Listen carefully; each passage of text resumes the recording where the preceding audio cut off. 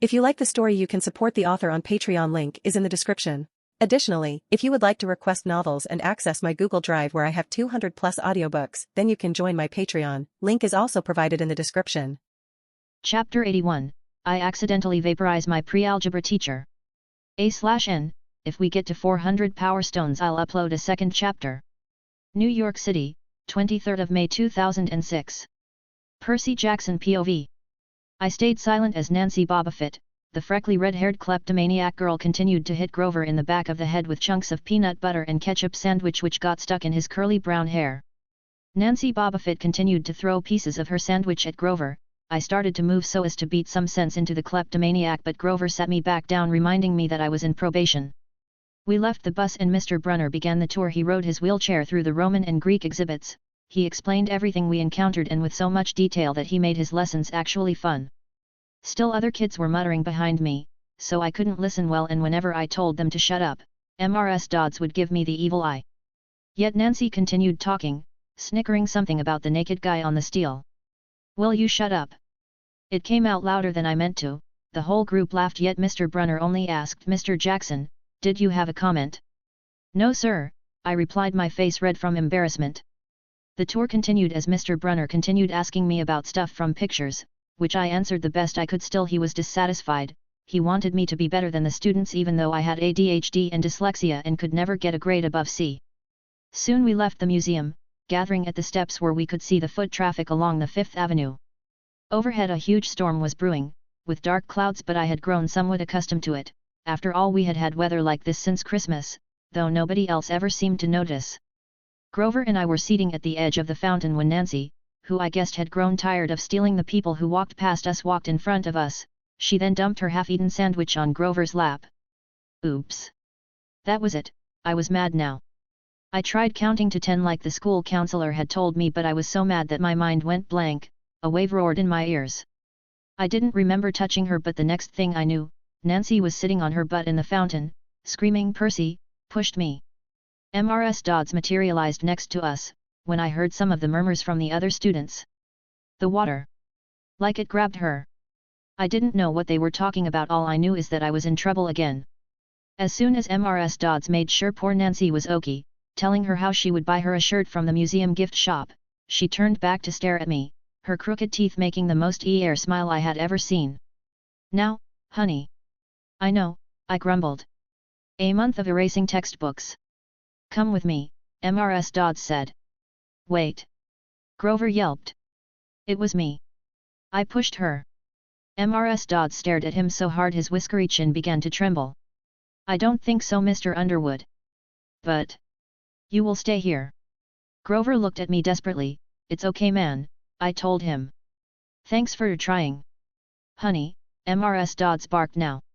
The next thing I knew, I followed Mrs. Dods deep into the museum, and that's when the weird stuff started to happen.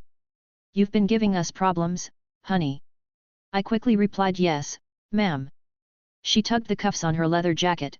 "Did you really think you would get away with it?" The look in her eyes was beyond mad, it was evil. "She's a teacher, I thought. She won't hurt me." Thunder shook the building. "We are not fools, Percy Jackson. It was only a matter of time before we found you. Confess, and you will suffer less pain." I didn't know what she was talking about. Maybe she had found my secret stash of candy I had been selling to my dorm mates. "Your time is up," she hissed. Her eyes began to glow a molten gold, her jacket became two bat-like wings, her nails stretched into talons and her teeth became yellow fangs. Then out of nowhere Mr. Brunner, who I hadn't seen in the museum, wheeled his wheelchair in, holding a pen in his hand. "What, ho!" he shouted as he threw a pen my way as Mrs. Dods lunged at me. I stumbled out of the way, hearing her talons slash the wind next to my ear. I snatched the ballpoint pen out of the air, but when it hit my hand it wasn't a pen anymore, it was a bronze sword. Mrs. Dods lunged at me one more time. Scared out of my wits, I swung the sword at her.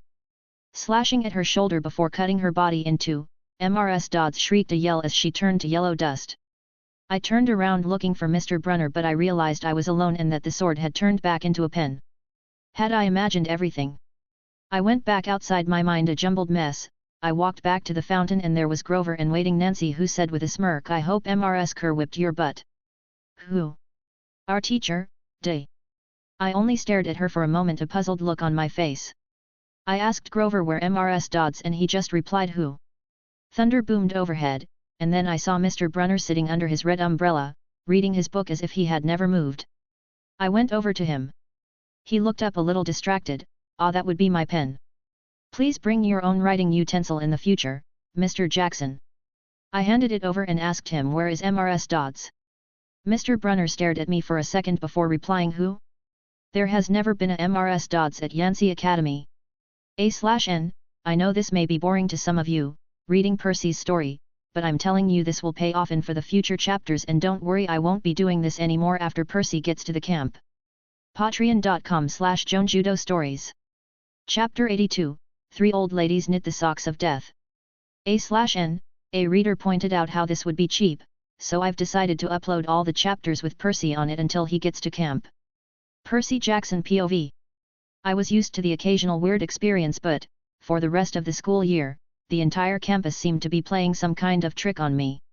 The students and teachers acted as if they were completely convinced that Mrs. Kerr, a perky blonde woman who I had never seen in my life until she came on the bus at the end of the field trip, had been our maths teacher since Christmas.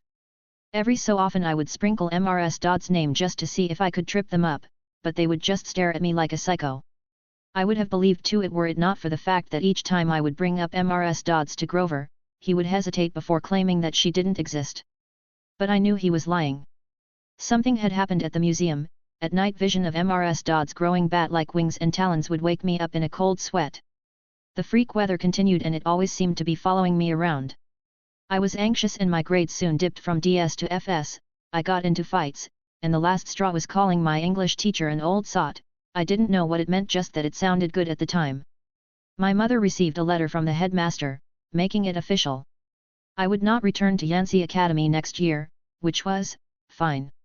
I wanted to go back home with my mom to our small apartment, even if it meant that I needed to put up with my stepfather. Still, I would miss some things at Yancy, like Mr. Brunner's enthusiasm and his talks where he said I could do better. As exam week got closer, Latin was the only test I studied for.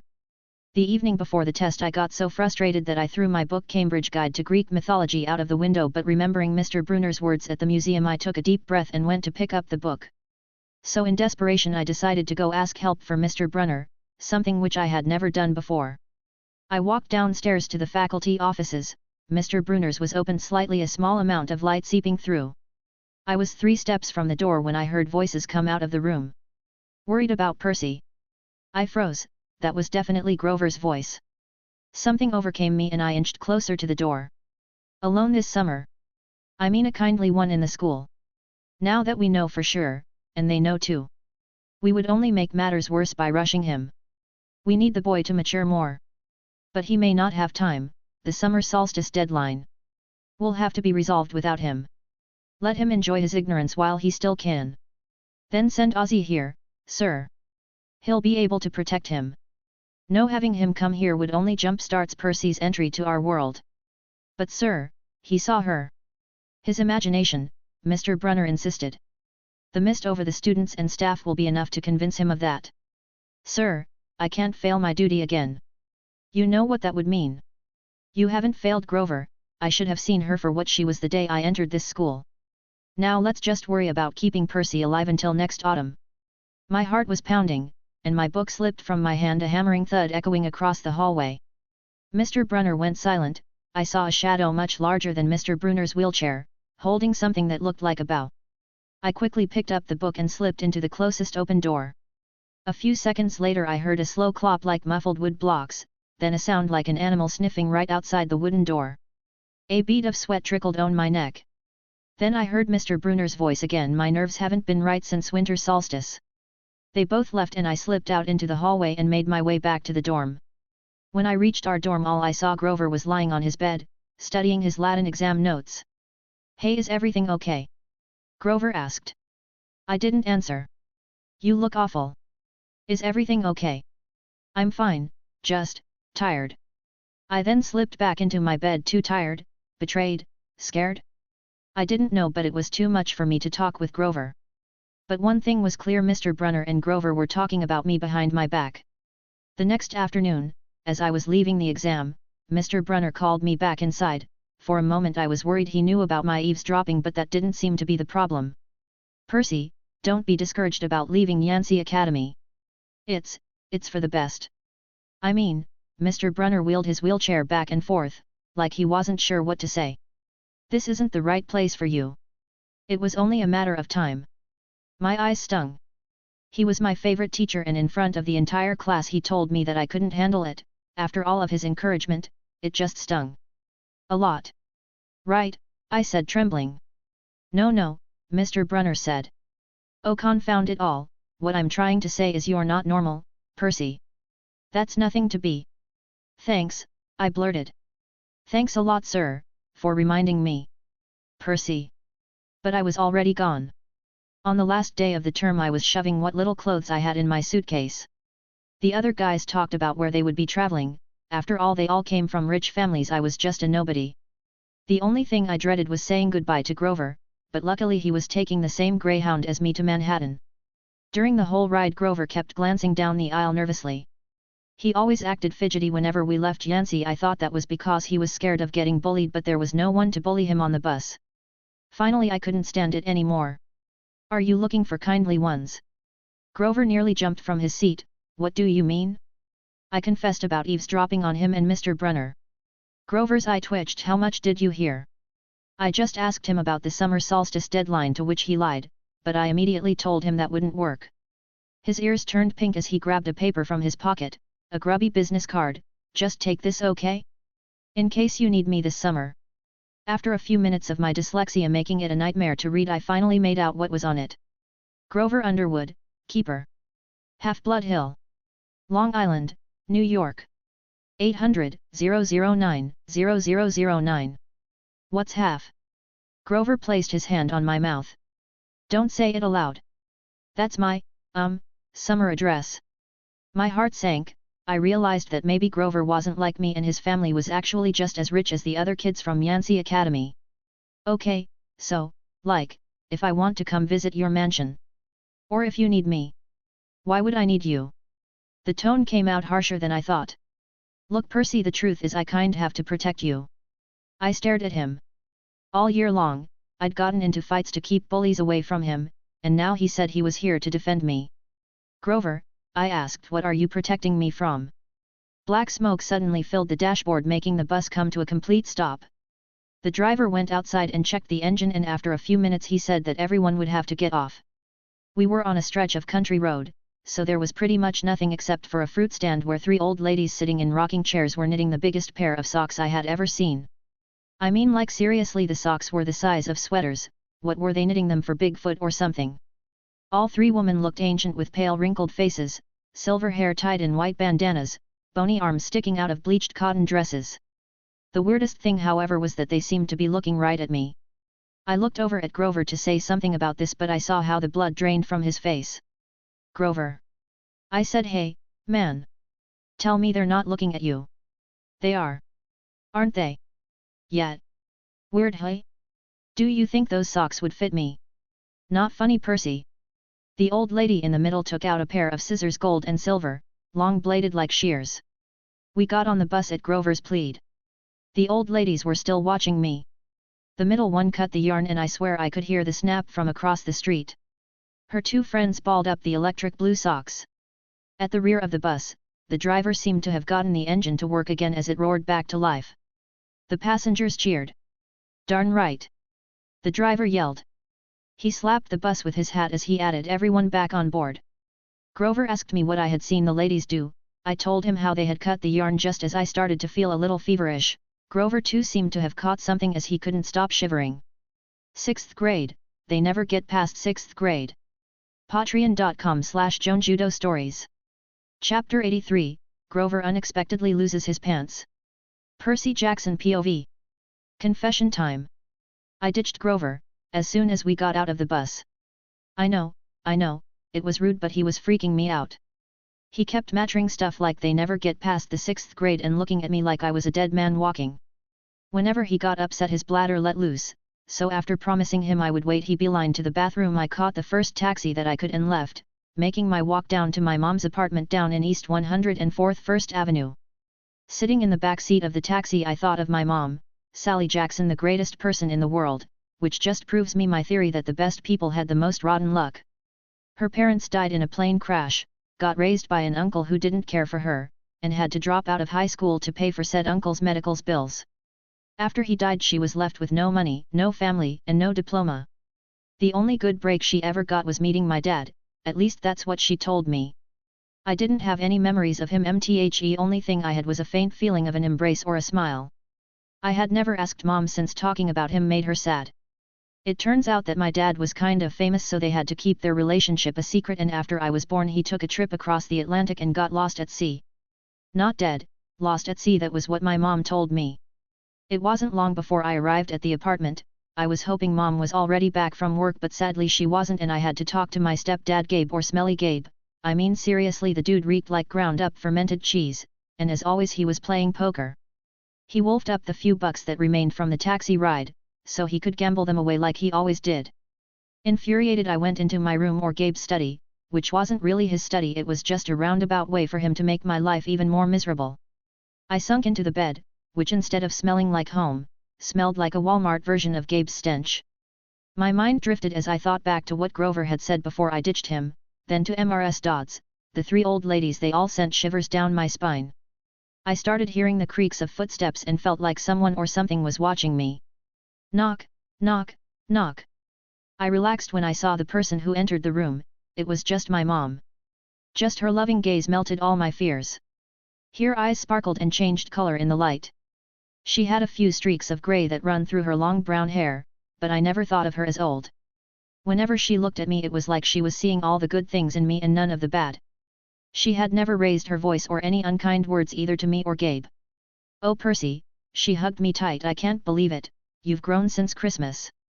She then handed me a huge bag of free samples the way she always did when I came back. We sat together at the edge of the bed, while I scarfed down the blueberry sour strings. She ran her hand through my hair and demanded to know everything I hadn't put in my letters. She didn't even mention anything about me getting expelled. She didn't seem to care about that. But was I okay? Was her little boy doing all right? I told her she was smothering me, but actually I enjoyed it. From the other room Gabe yelled, "Hey Sally, how about some bean dip, hey?" I gritted my teeth. My mom was the nicest person in the world. She deserved to be with a millionaire, not some jerk like Gabe. For her sake I tried to sound upbeat about my last days at Yancy. I told her I wasn't too down about the expulsion. I'd lasted almost the whole year this time. I'd like Yancy, I really had. I would miss Grover, Mr. Brunner, and his classes, and in some vengeful way even Nancy herself. I talked to her about the entire year until that trip to the museum. "What?" my mom asked. "Did something scare you?" "No, Mom." I felt bad for lying, but if I told her about Mrs. Dods and the three old ladies with yarn I thought it would sound stupid. She pursed her lips knowing I wasn't telling her everything, but she didn't push me. "I have a surprise for you," she said. "We're going to the beach." My eyes widened. Montauk. 3 nights, same cabin. When? As soon as I get changed. I couldn't believe it. Mom and I hadn't been to Montauk the past 2 summers because Gabe said there wasn't enough money. Gabe appeared in the doorway and growled, "Bean dip Sally, didn't you hear me?" I wanted to punch him, but I met my mom's eyes and I understood she was offering me a deal: treat Gabe nicely and we could go. So after a while and my mom's bribe of a 7-layer bean dip and a stern talking from Gabe for me to not lay a scratch on the car, which didn't make much sense since I was 12, we made our way down to Montauk. Our rental cabin was on the South Shore, way out at the tip of Long Island. It was a little pastel box with faded curtains, half sunken into the dunes. There was always sand in the sheets and spiders in the cabinets, and most of the time the sea was too cold to swim in. I loved the place.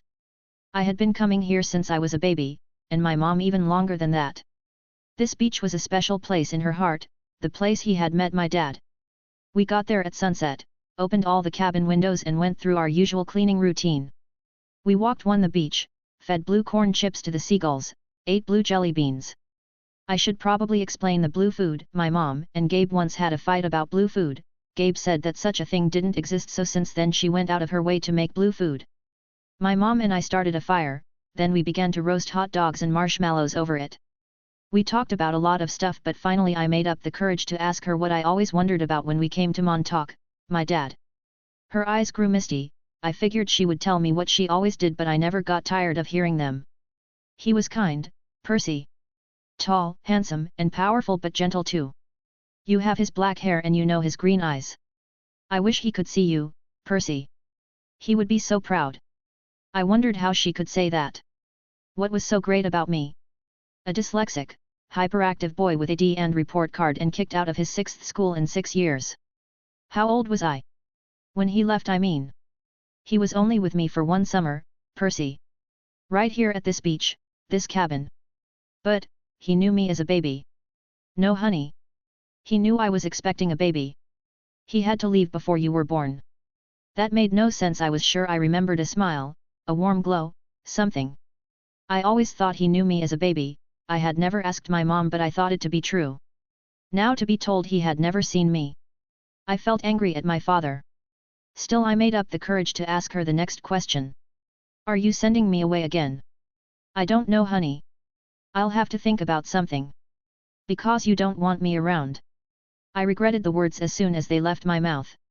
My mom's eyes welled up. Oh Percy, no. I have to, honey. For your one good. I have to send you away. Because I'm not normal. You say that as if it were a bad thing, Percy. But you don't realize how important you are. I thought Yancy Academy would be far enough away. I thought you'd finally be safe. Safe from what? My mom kept silent before telling me that she should have sent me to the place Dad wanted me to go, a summer camp.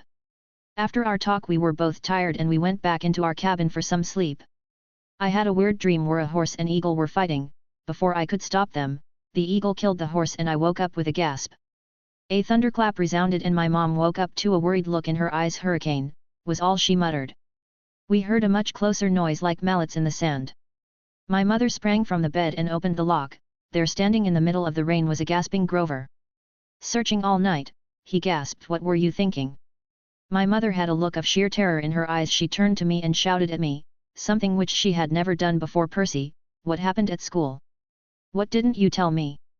Ozyokai aloi theoi, Grover yelled. He had cursed in ancient Greek and I had understood him.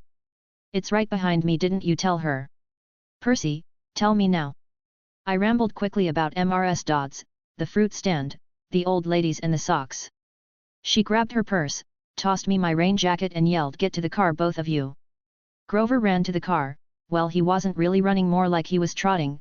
Finally I understood how he could run so fast even with a limp, where his feet should have been were a pair of cloven hooves. Patreon.com/JoanJudo Stories.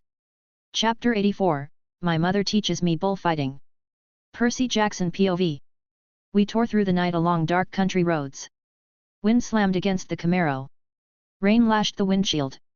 I didn't know how my mom could see anything, but she kept her foot on the gas. Every time there was a flash of lightning, I looked at Grover sitting next to me in the back seat and I wondered if I'd gone insane or if he was wearing some kind of shag carpet trousers. But no, the smell was one I remembered from kindergarten field trips to the petting zoo, the distinct smell of wool. The smell of a wet barnyard animal. All I could think to say was, "So you and my mom know each other?" "Not exactly," he said. "I mean, we've never met in person. But she knew I was watching you." "Watching me?" "Keeping tabs on you. Making sure you were okay." "But I wasn't faking being your friend," he added hastily. "I am your friend." What are you exactly?" "That doesn't matter right now." "It doesn't matter?" "From the waist down my best friend is a donkey." Grover let out a sharp, throaty blah-ha-ha. I always thought it was a kind of weird laugh, but now I realized it was more of an irritated bleat. "Goat!" he cried. "What?" "I'm a goat from the waist down." "You just said it didn't matter." "Blah. There are satyrs who would trample you under hoof for such an insult." "Whoa. Wait, satyrs like from Mr. Bruner's myths? Were those old ladies at the fruit stand a myth, Percy? Was Mrs. Dods a myth?" "So you admit there was a Mrs. Dods?" "Of course. Then why? The less you knew, the fewer monsters you'd attract." Grover said, "Like that should be perfectly obvious. We put mist over the human's eyes. We hoped you'd think the kindly one was a hallucination. But it was no good. You started to realize who you are." "Who I? Wait a minute, what do you mean?" The weird bellowing noise rose up again somewhere behind us. Whatever was chasing us was still on our trail. Percy, my mom said, there's too much to explain and not enough time. We have to get you to safety. Safety from what? Who's after me? Oh, nobody much, just the Lord of the Dead and his bloodthirstiest minions. Grover. Sorry, Mrs. Jackson. Could you drive faster, please? My mom made a hard left. We swerved onto a narrower road, racing past darkened farmhouses and wooded hills and pick your own strawberries signs on white picket fences. Where are we going? I asked. The summer camp I told you, the place your father wanted to send you. The place you didn't want me to go. Please dear, this is hard enough. Try to understand. You're in danger. Because some old ladies cut yarn. Those weren't old ladies, Grover intervened. Those were the fates. Do you know what it means, the fact that they appeared in front of you? They only do that when you're about to. When someone's about to die. Whoa. You said you. No, I didn't. I said someone. You meant you. As in me. I meant you, like someone. Not you, you. Boys. My mom said. She swerved to the right and I caught a glimpse of what was following a giant harrowing shadow. What was that? I asked. We're almost there, my mom said, ignoring my question. Just one more mile, one more. Suddenly there was a blinding flash, a jaw-rattling boom, and our car exploded. I remember feeling weightless, like I was being crushed, fried and hosed at the same time. I opened my eyes, the car hadn't exploded. We had just swerved into a ditch, the doors were wedged by the mud, the roof was cracked. Lightning, that was the only explanation, we had been struck. Grover was lumped unconscious, blood trickling down his forehead. I thought he was dead, but then he groaned food, and I knew he was okay. I looked back, staring at the lumbering figure edging closer toward us. His top half was fuzzy like a blanket was covering him, his upraised hands made it look like he had horns. I swallowed hard. Who is? Percy, out now. Our doors were stuck, we climbed out of our passenger's side, my mom told me to run to the big pine tree in the nearest hill. That's the property line, my mom told me. Get over that hill, don't stop for anything. Mom, you're coming with me, I pleaded. She just looked at me with sad eyes. The man with the blanket on his head kept coming toward us. I soon realized that he couldn't be holding a blanket because his hands were on at his sides, and what I thought were its hands were actually horns. He doesn't want us, he wants you. Besides, I can't cross the property line. I yelled at my mom to come with us, put Grover on my back and started to walk towards the hill. I couldn't have carried him far were it not for the fact that my mom had come to my aid. Glancing back, I got my first clear look at the figure. He was 7 feet tall, easy, his arms and legs like something from the cover of Muscles Man magazine. He wore no clothes except underwear, his top half was coarse brown hair, his neck was a mass of muscle that led up to his head, the head of a bull. That's Pasiphae's son, my mother said. I wish I'd known how badly they wanted to kill you. But he's a Mino. Don't say his name, names have powers. The pine tree was still too far away, 100 meters uphill at least. The bull man hunched over our car, snuffling the window. I wasn't sure why he was bothered when we were only 15 meters away. Food. Grover moaned. Mom, what's he doing? Doesn't he see us? His sight and hearing are terrible, he goes by smell. But he'll find us soon enough. The bull man lifted up the car in rage and threw it down, and not a moment later it went up in a spark of flames.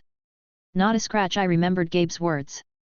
Percy, when he sees us, he'll charge. Wait until the last second, then jump out of the way directly sideways. He can't change direction very well once he's charging. Do you understand? How do you know all of this? I've been worried about an attack for a long time. I was selfish, I thought I could keep you near me. Keeping me near you, but... A bellow of rage resounded, the bull man started tromping uphill, it had smelled us. The pine tree was only a few meters away, but the hill was getting steeper and slicker and Grover wasn't getting any lighter. The bull man closed in, a few more seconds and he would be on top of us. My mother yelled, "Go Percy! Separate! Remember what I said." I didn't want to split up, but I had the feeling she was right. It was our only chance. I sprinted to the left, turned and saw the creature bearing down on me. His black eyes glowed with hate, he reeked like rotten meat. He lowered his head and charged, those razor-sharp horns aimed straight at my chest.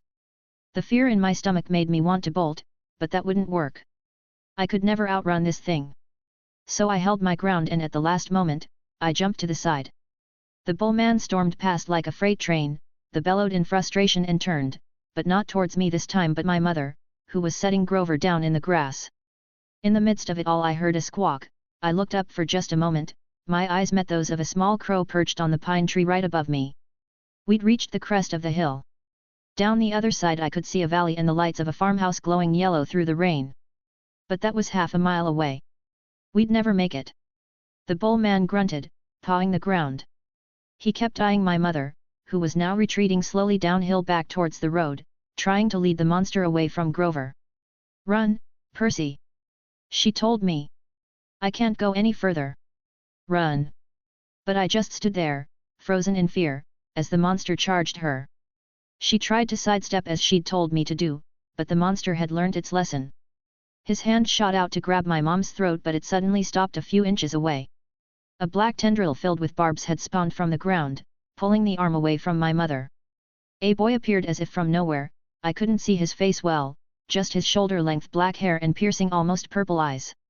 A lightning struck down allowing me to see him better, then I realized the boy looked young, a little older than me but not by much. "Ha," the boy sighed. "This feels really familiar." The half-bull half-man turned, his nose sniffing the air, his eyes widened at the sight of the boy. He broke the tendril that had restrained his arm and charged at the boy. I was about to tell him to jump out of the way when dozens of tendrils started appearing from behind the bullman wrapping themselves around it, until the monster's charge stopped a few inches away from the boy. Out of nowhere a spear appeared in the boy's hand, then he lunged forward piercing the bull's head before it turned into a pile of crumbling sand which was blown away in chunks of wind. The boy turned to look at me and for a moment I could see his eyes widen, then he said, "Welcome to Camp Half-Blood, Jackson, it's good to see you again." Patreon.com/JoanJudo Stories. Chapter 85, This Has All Happened Before. Camp Half-Blood, June 1, 2006. Welcome to Camp Half-Blood, Jackson. It's good to see you again. I couldn't help but stare at the boy in front of me, bathed in the dim light of a small yellow aura. His black hair was plastered to his forehead by the rain, and his sea-green eyes flickered with understandable confusion and exhaustion. The weight of his world, quite literally, was slumped on his back in the form of a half-conscious satyr Grover, a failed protector at 25 years old. Corvus had been perched on Thalia's tree, his usual post for guard duty. When he saw the Minotaur clambering up from the street at the bottom of Half-Blood Hill, he flew straight back to me, squawking his frantic warning. Of course, in his hurry, he'd left out a crucial detail that the monster was chasing a kid, his satyr, and a woman I could only assume was his mother. Yet, the moment I laid eyes on the boy, something clicked. I recognized him, Percy Jackson. The same boy who had come to camp years ago, barely escaping the clutches of a Minotaur. A son of Poseidon, though that fact wouldn't be revealed until later. But I knew. I always knew.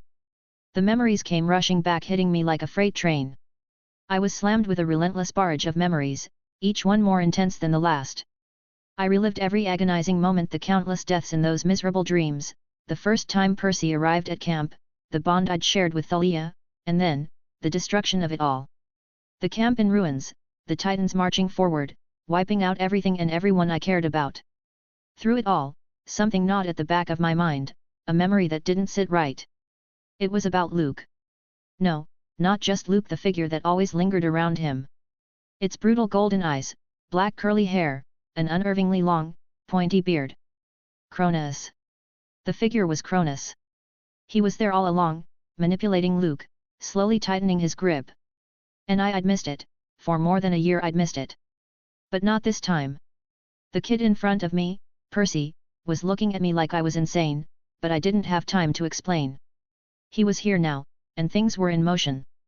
But first, I needed to tie up a loose end. "Go down to the farmhouse, Percy," I told him firmly.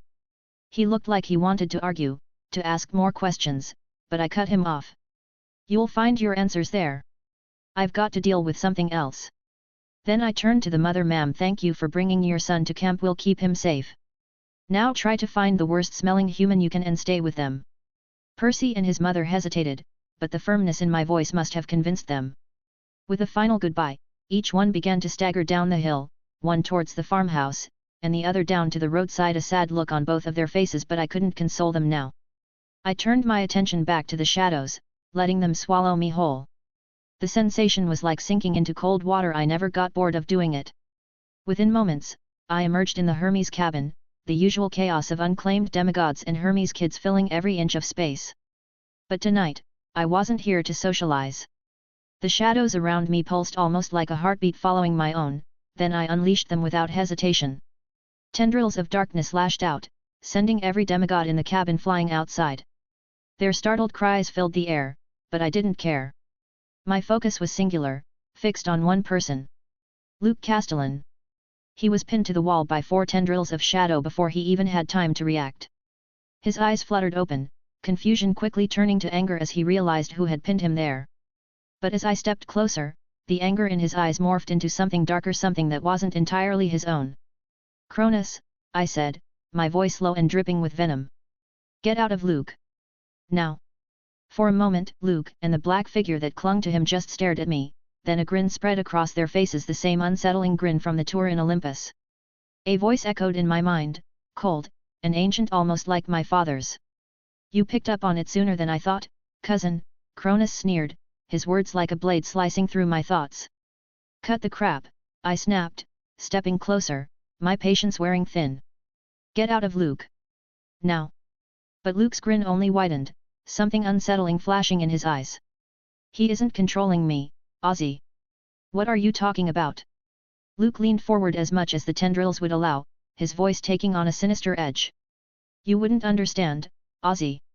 You're powerful, sure, and you've met your godly parent. But the rest of us? We're just pawns in their game. Tools for the gods to use and discard." I could feel my jaw clenching as anger simmered beneath the surface. "And you think siding with Kronos is going to change that? The guy ate his own children, Luke." Luke's smile twisted into something almost grotesque. "That doesn't matter. You may have gained eyesight, but you're still too blind to see the truth. The gods don't care about us. I'm taking control of my own fate." Before I could respond, something small and dark caught my eye, a pit scorpion, crawling out from a crack in the floorboards. My instincts took over, and I summoned my spear, stabbing the creature and turning it into a puff of yellow dust. "All demigods have a hard life, Luke," I said, my voice cold and sharp. "It comes with the genetics. But that doesn't mean you join forces with a titan. What are you thinking?" Luke's grin didn't waver, but his eyes darkened with something unreadable. "You still don't get it, do you?" he sneered. "You think you're so different, so special. But you're just as much a pawn as the rest of us." As if to punctuate his words, 5 more pit scorpions crawled out of the walls, their stingers gleaming menacingly. I didn't hesitate, sending out shadow spears that impaled each one before they could get close. "Enough!" I shouted, my frustration boiling over. I pointed at Luke, no, at Kronos, who was clearly pulling the strings. "You're not winning this, Kronos. I won't let you." But as the words left my mouth, the room shifted. The air grew thick, and the shadows seemed to recoil as if something had disturbed them. I looked back at Luke, and his smirk was now a full-blown mockery. In an instant, Luke vanished, the tendrils of shadow dissolving into the air. I tried to follow, to sink into the shadows and track him down, but something was wrong. The shadows were suddenly unresponsive. I couldn't teleport to him. "Damn it," I muttered, realizing too late that I'd been outmaneuvered. Kronos, or whatever part of him was inside Luke, had anticipated my move and somehow figured out a way so that I couldn't teleport to him.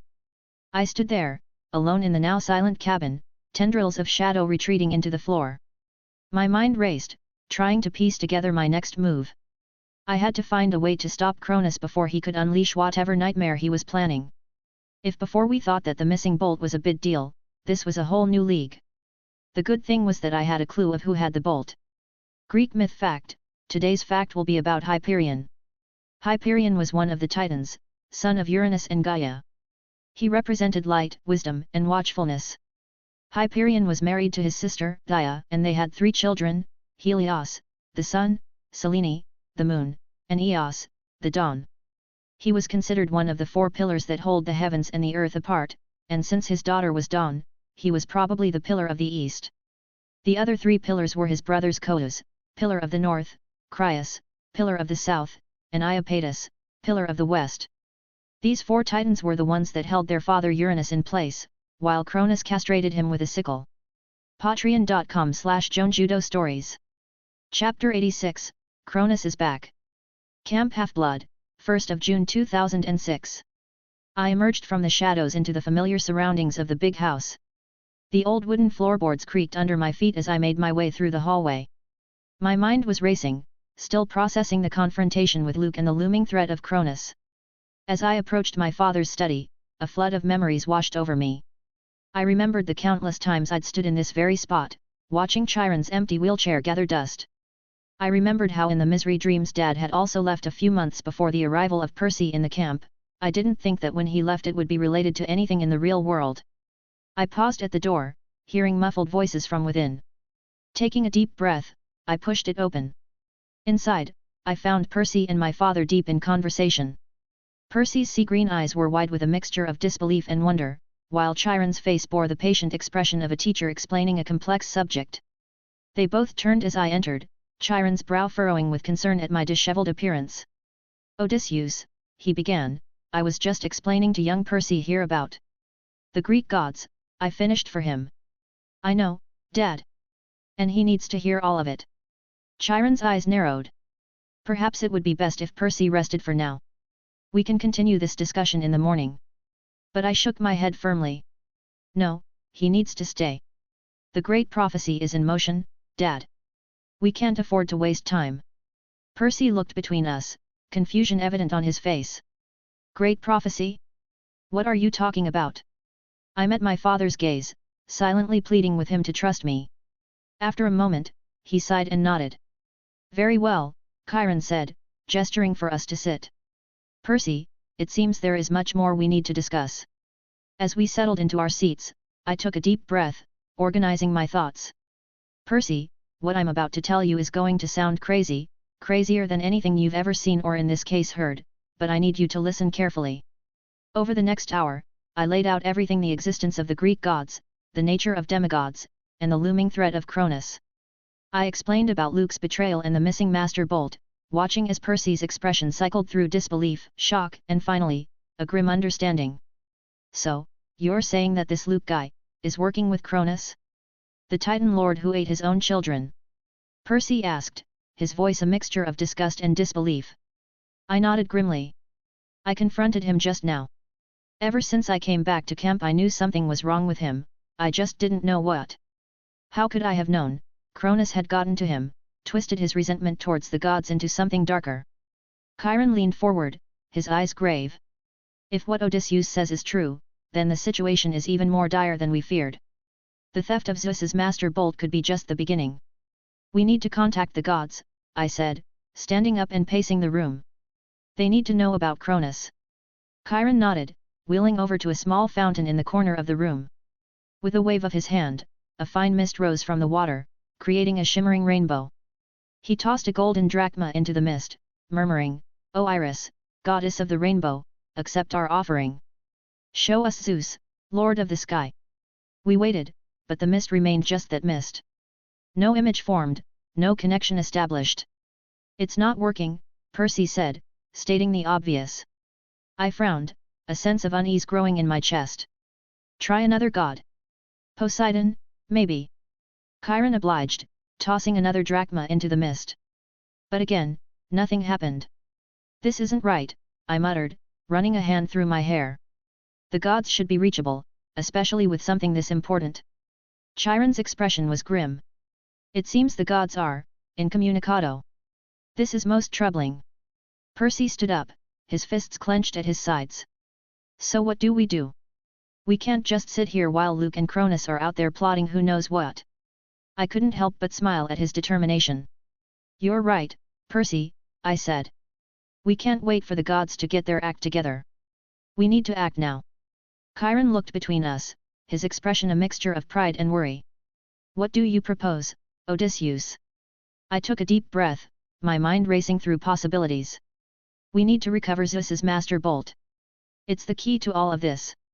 If we can find it and return it to Olympus, we might be able to prevent a war between the gods." Percy nodded eagerly. "Okay, So where do we start? How do we find a god's weapon? We follow the trail, I said, my voice firm. Luke stole the bolt, in the winter solstice. And Zeus didn't find the bolt on him. My dad interjected. When the bolt got stolen, Zeus immediately sent the other Olympians to search the campers who came for the tour that includes Luke. Meaning either one of two things. 1. Luke handed off the bolt to a servant o Kronos, or 2. A god did find the bolt on Luke but for some reason didn't report back to Zeus. Oh great, I muttered. Which god would have liked to take Zeus' throne? Try about half of the fucking pantheon. Hell, they already have. Don't get worked up, Odysseus, Chiron said. Don't get worked up. I had him in my grasp. I knew Kronos was surrounding him. And instead of killing Luke on the spot, I talked to him. Why the hell did I talk to him? Oh, and worst of all, he got away and I can't teleport to him. My dad came forward and pressed his hand on my head. I looked up at him, something I would probably never stop doing. Odysseus, you are strong and have completed a quest that took half of your life. I know maybe you feel like this is your fault, but you did the right thing by trying to talk Luke down. It didn't work out, but it isn't your fault, and as for this mess, you don't have to take it all on your shoulders. You're back in your home and we'll fix this together. I felt how my dad's arms enveloped me, making me tremble. Tears started welling up but I sniffed them back down. Then I heard a voice from the only person in this room. This is weird, should I go? I'm gonna go. Greek myth fact. Today's fact will be about one of the lesser-known kids from Ares and Aphrodite. Anteros was the god of requited love and the avenger of the unrequited. He was numbered amongst the Erots, winged godlings in the train of Aphrodite. Anteros is often depicted in ancient art, including the famous statue in London, which is frequently mistaken for Eros. Unlike Eros, who inspires chaotic and passionate love, Anteros focuses on fostering meaningful connections and long-term commitments. The story of Timagoras and Meles contributed to Anteros worship by foreign residents in Athens. Timagoras, an esteemed poet from Abdera, visited Athens, hoping to gain recognition and admiration for his lyrical prowess. As he recited his verses at the city Dionysia festival, he caught the attention of Meles, a renowned local playwright. Mesmerized by the poet's words, Meles approached Timagoras after the performance to express his admiration and desire for a deeper connection. However, Timagoras, overcome by his own vanity, arrogantly dismissed Meles and rejected his advances. Little did Timagoras know that his callous rejection would bring about his downfall. In an unexpected turn of events, the gods intervened, and Anteros, the avenger of unrequited love, descended upon Timagoras. Struck by Anteros' divine wrath, Timagoras fell sick and was plagued by misfortune. The dramatic consequences of Timagoras' actions served as a powerful reminder of the importance of honoring and reciprocating love. Patreon.com/JoanJudo Stories. Chapter 87, Inquisition of the Bolt. Unknown place, June 2, 2006. Luke Castellan POV. Damn it, it wasn't in our plans to get found out this early. Now it's going to be tougher to start the war by giving the bolt and the helm to Percy when he went on his quest. I watched as Kronos paced the room, his golden eyes glowing with frustration. I couldn't help but feel a twinge of unease. The Titan Lord's anger was a force to be reckoned with. No need to worry, Kronos said, his voice dripping with confidence. We'll just have to change our plans a little. What's important is finding out how he knew we were communicating. Aside from that, we need to have Ares return us the bolt and the helm. I nodded, understanding the gravity of the situation. If they aren't stupid, they'll probably know we stole the bolt, giving them two possibilities. Thinking we either escaped with the bolt or we got found out by an Olympian that Zeus sent out to find it. Kronos flashed me a sinister grin. Exactly. I'm sure my offspring has already reached that conclusion. So get Ares here now, before he gets caught with the bolt in his garments. I nodded and began to manipulate the mist, forming a rainbow and tossing a golden drachma into it. O Iris, goddess of the rainbow, please accept my offering. It wasn't long before an image formed, revealing the god of war himself, Ares, sitting in a bar and nursing a drink. Oh thief, it's you. Why are you messaging me? I got found out, I said, my voice tense. Soon enough, you'll be called back to Olympus. If you still want your war, come here now and return the bolt to me. Ares let out a barking laugh. Ha, no shot, kid. I may want a war, but I ain't trusting you with the strongest weapon of Olympus. Seeing Ares' defiance, I allowed Kronos to take control of my body. My eyes glowed with a golden light, and the Titan Lord's voice echoed through the mist. Listen here, you little warmongering god. You'll come to us now, give us the bolt and the helm, before this whole plan turns asunder and you along with it. The rainbow in the mist trembled, the ground cracking at Kronos' voice. Even the bar in which Ares was drinking started to shake like an earthquake had hit it. Ares tucked his neck in, as if he was scared his glasses would fall off, revealing his fiery eyes. Trembling, he slowly nodded and went outside the bar, the rainbow mist then faltering and the message being cut. A few minutes later, a biker motorcycle on which Ares sat, flaming tracks leaving the tires. He then handed me a brown backpack, a final mutter. When war starts, you'll be the first I kill. He then rode away, leaving me and Kronos to contemplate our next move. Olympus, June 2, 2006. Ares POV. As I made my way to the throne room, a sense of unease crept up my spine. Something was off, the gods were rarely called together like this outside of the solstice meetings. When I arrived, the other Olympians were already assembled, their expressions ranging from concern to annoyance. Zeus's brow was furrowed as he regarded me sternly. Ares. You've been summoned here for a reason. I squared my shoulders, trying to maintain an air of nonchalance, despite the growing knot of anxiety in my stomach. What's this about, Dad? Before Zeus could respond, Chiron and a demigod I hated, the one who had killed my sacred animals and the Amazons my sacred followers, Odysseus, stepped forward, their faces grave. Lord Zeus, Chiron began, his voice measured. We have grave news. Kronos has returned. The throne room erupted into chaos. Gasps and shouts filled the air as the gods reacted to this startling revelation. I felt a chill run down my spine, but I refused to show any outward sign of alarm. Odysseus raised his hands, calling for silence. We know this is hard to believe, but it's true. Kronos has found a way to communicate with one of our own, Luke Castellan. I narrowed my eyes, recalling the young demigod, his resentment towards the gods barely concealed. That little thief was right, I thought. Good thing I gave him the bolt and the helm. Chiron nodded gravely. And it gets worse. We think that a god has helped him, keeping the stolen bolt safe. This time, the uproar from the gods was deafening. Zeus's fist slammed against the arm of his throne, the sound echoing like thunder. So you say one of them has the bolt? My father asked while his eyes scanned each and every one of us. We believe so, King of the Gods.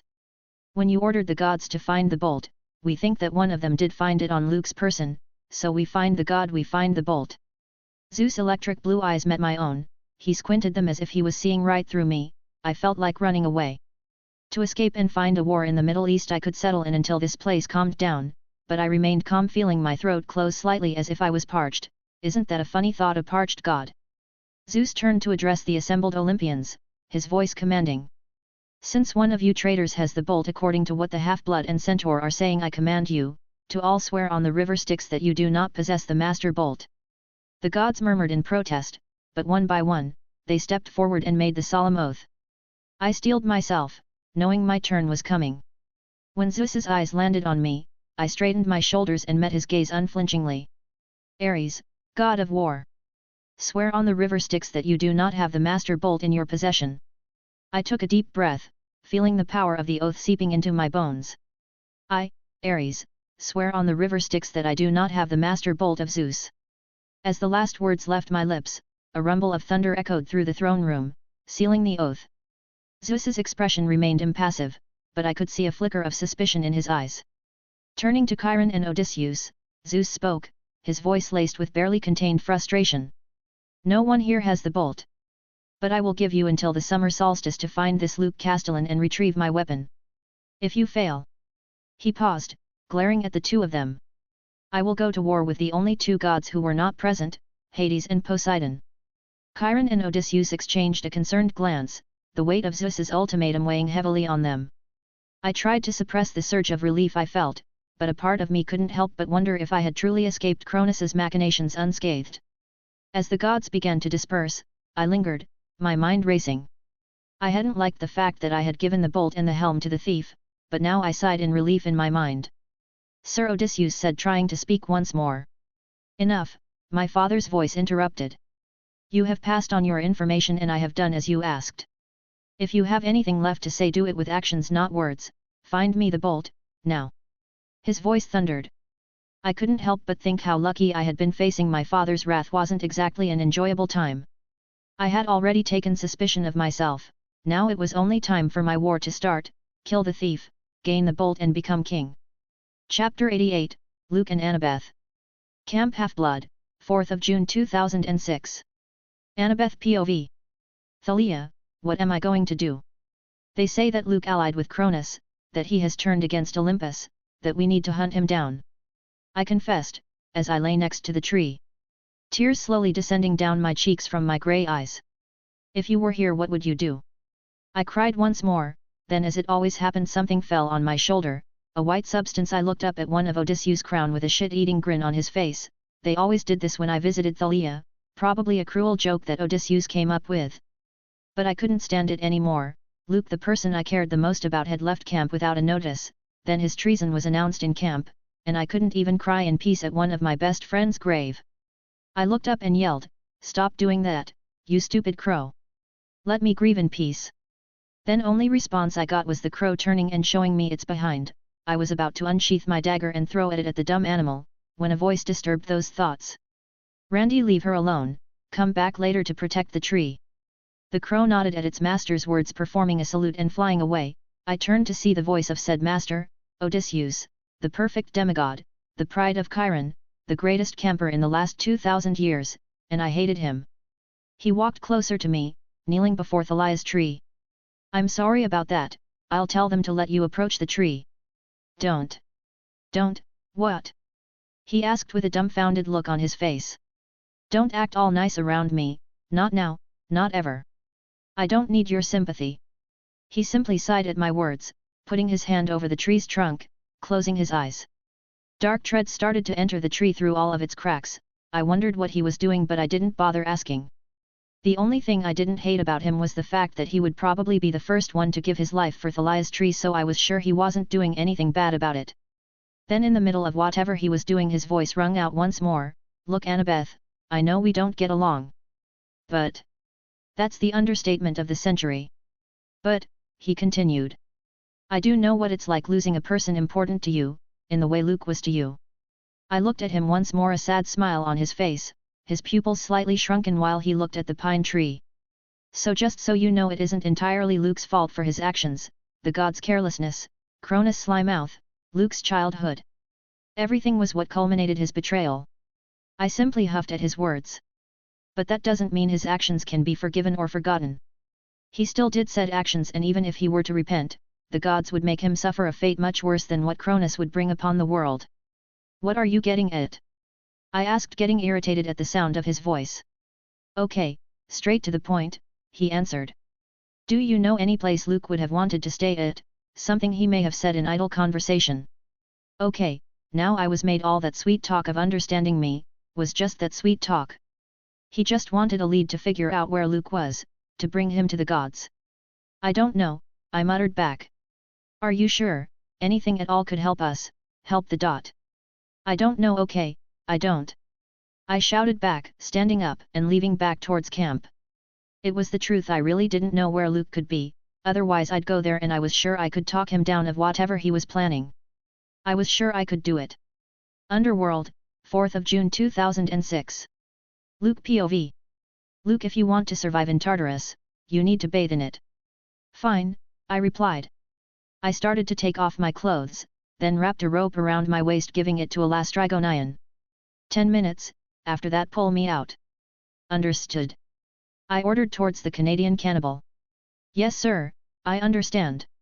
With a final inhale, I started walking towards the river of hatred, the Styx. Its black running water, the broken toys, ripped diplomas, I could feel the lack of hope in it and dreams, making my hair stand up. First my feet, I walked deeper and deeper into the river, feeling the burning of the river's water. Finally my head went underwater. The pain was unbearable, worse than anything I had ever experienced. It stung, burnt, froze all at once.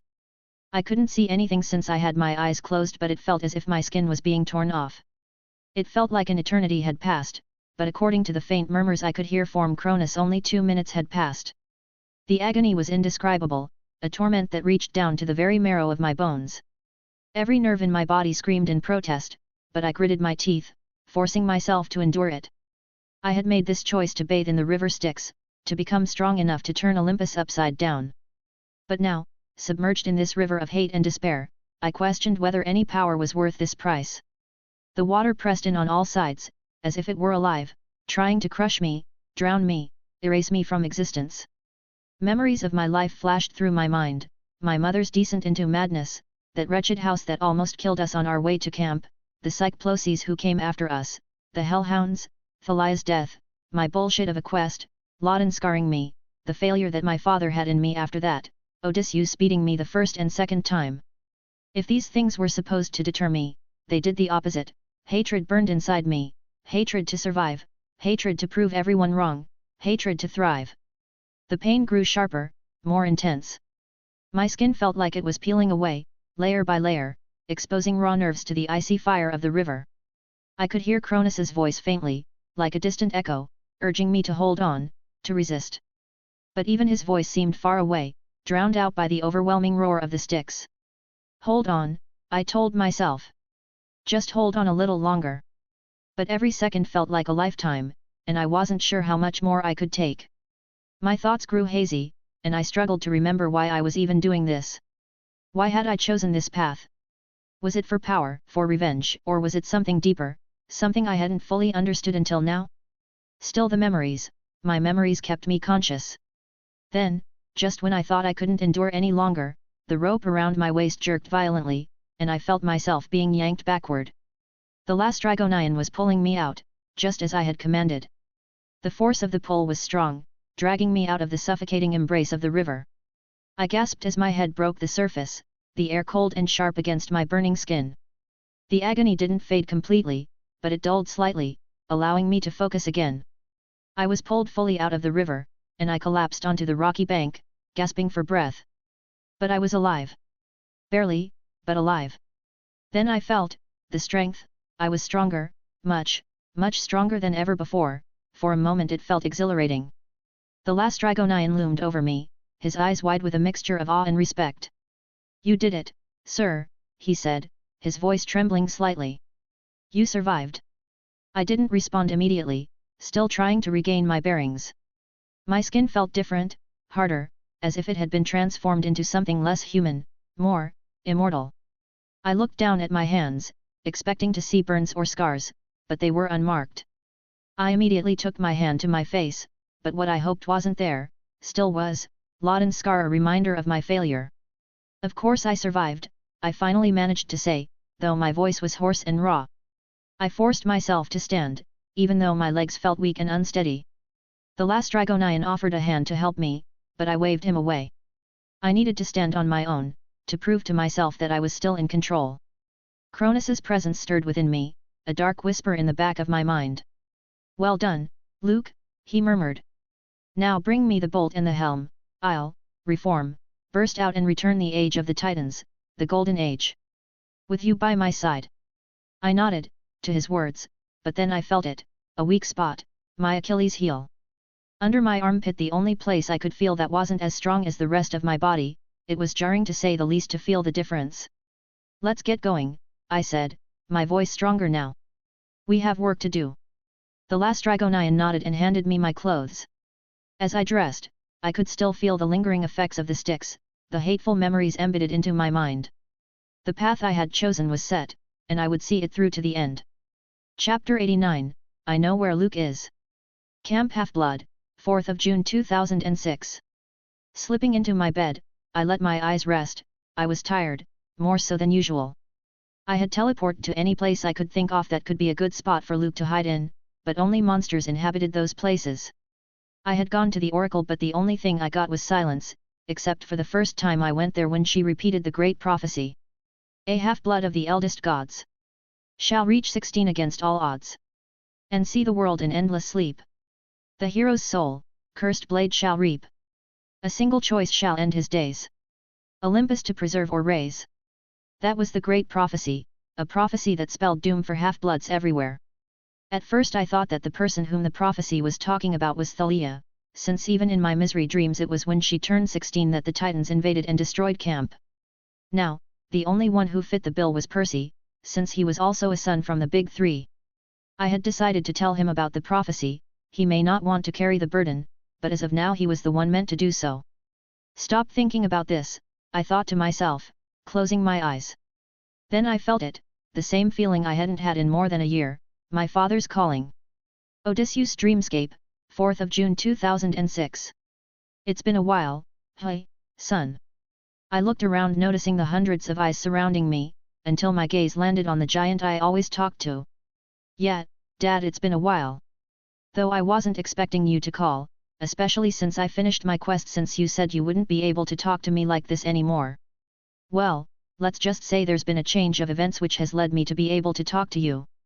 And what exactly is this change of events? I'm a little caught up on my own events right now. It will be easier if I just show you, my dad said. The space around us began to tremble, the eyes quivered for a moment before they shoot out and started gathering themselves into one giant eye in front of me, its iris the same shade of purple as my own. The iris expanded, enveloping the entire eye, and the purple started changing. Inside the eye I could see a figure of a boy tinted in purple with a deep pale purple scar on his face just like the rest of the world. At his side was a giant 8-foot-tall, Alastrygonian. I immediately recognized who the boy was. It was Luke, a gleaming sword in hand. I could see how he started approaching a darkened pit, with water falling into it, from 4 separate directions, from 4 rivers. The pit was the entrance to the literal hell of Greek mythology, Tartarus. I muttered aloud, "No, please don't do it." The boy couldn't listen to me, his shoes grew out a pair of wings on each and he fell into the pit, yet just as he fell I saw how the backpack he was wearing lifted slightly, revealing a glowing blue object which stood out as it was the only thing that wasn't purple. It was the bolt. My father's iris shrunk, returning to normal, well, as normal as it was possible for an eye the size of a football stadium. He came through another entrance, one which didn't need Karen's guide. He bathed in the Styx and then jumped into Tartarus. Oh great, that's just perfect, isn't it? I whined aloud. The only way to stop the war between the gods is by getting the bolt, and the bolt along with its now almost indestructible owner are in the den of all monsters, titans, and giants, aside from the fact that that place is literally designed to kill demigods. Why didn't you tell me before? I asked, holding my hand to my forehead, feeling a migraine coming in. I told you as soon as possible. It only took 30 minutes since he entered the underworld for him to jump into Tartarus, and it isn't like I am like Tartarus. The underworld isn't my body on which I keep my eyes on 24/7.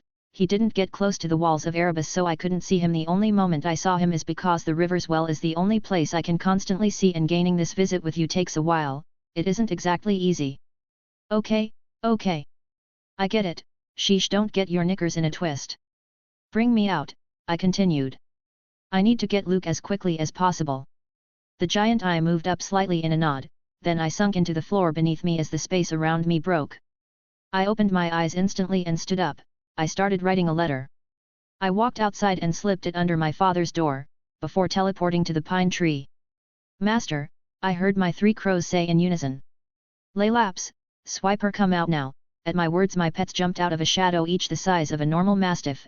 It seemed like Swiper had taught Laylaps how to change her size. I wondered how big and small each could grow. I shook my head, gathering my important thoughts. Listen, Laylaps, Swiper, Randy, Skia, and Corvus. I'm leaving camp again. You're going to stay here and protect it at all costs, you get it? But... No buts, I interrupted. This is what is going to happen, and if you truly consider me your master, then you'll do as I say and protect camp at all costs. Do you understand? Yes, master. All 5 of them said in unison, bowing their heads. Good, now on to the next task, I muttered as I turned to the tree. I placed my hand on the tree and said, I'm getting you out of there today. I'm not leaving without saying goodbye to you. Dark threads escaped from my fingers and entered the tree's pores, at an even faster rate than normal. Each time I got close to Thalia's oak body, golden shocks would burn away the threads, but there was a moment at the beginning of my procedure where the lightning was deactivated and I had a few minutes to work on healing her, then the lightning would stay awake and I wouldn't be able to heal her for the rest of the day. It was a slow process, but little by little I was doing it. But if I was going to go to Tartarus, I had to break her out now. I didn't know how long it would take me to get back, or even if I could get back. So I decided to simply break through what was keeping her turned into a tree, but for that I needed power, more power than I had ever had. Without a second thought I started to chant, Omicron Pi Lambda Iota Omicron Nu Sigma Beta Sigma Omicron Nu Tau Phi Sigma Omicron Upsilon, Opal dim your light, dot. I felt my veins expand, ready to burst at any moment, but I pushed the pain down. No matter what, I was freeing Thalia today, even if it killed me. Kappa Omicron Upsilon Epsilon Tau Nu Pi Alpha Lambda Lambda Alpha Gamma Nu Tau Alpha Tau Eta Nu, hear this fatal plea. I could feel how the dark thread started feeding upon the lightning that struck it, inching closer and closer to Thalia's body. Still my heart beat faster and faster, it felt like it was going to burst out of my chest. Then I felt another sound. I didn't know if it was in my head, but it sounded like a shackle breaking, and then more words flowed into my head. Omicron Tau Nu Mu Mu Omicron Nu Tau Omicron Cairo Nu Omicron Upsilon Pi Iota Tau Epsilon Nu Omicron Nu Tau Epsilon, spur the sands of time. I had reached Thalia's body, her heart. Starting to stitch it up all together, little by little I was working. I had lost all sense in my arms, my eyes were blurring, I felt a stinging pain in my left and right hands, as if I was being eaten alive by termites, but I wasn't going to give up, not now, not ever.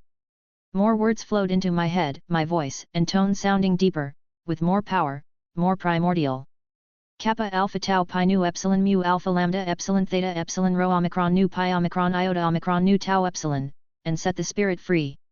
As those words left my mouth, I had covered Thalia's entire body with stitches, except for a single millimeter. When I closed that up, I felt as something fell on top of me and I immediately stopped chanting. My heart was still beating fast, too fast for it to be normal. Then I felt as if something was missing. I looked to my sides. On my left hand I only had my index and middle finger left, the rest were gone. On my right I had lost my pinky. Still that didn't matter as I looked at who was on top of me. She had grown, she looked to be a year younger than me now, but as I looked at her truly for the first time, her blue electric eyes inspecting everything around her, her black hair that reached her shoulders similar to mine, I didn't care what happened to my hand, I just hugged her as hard as I could, as small whimpers escaped my lips.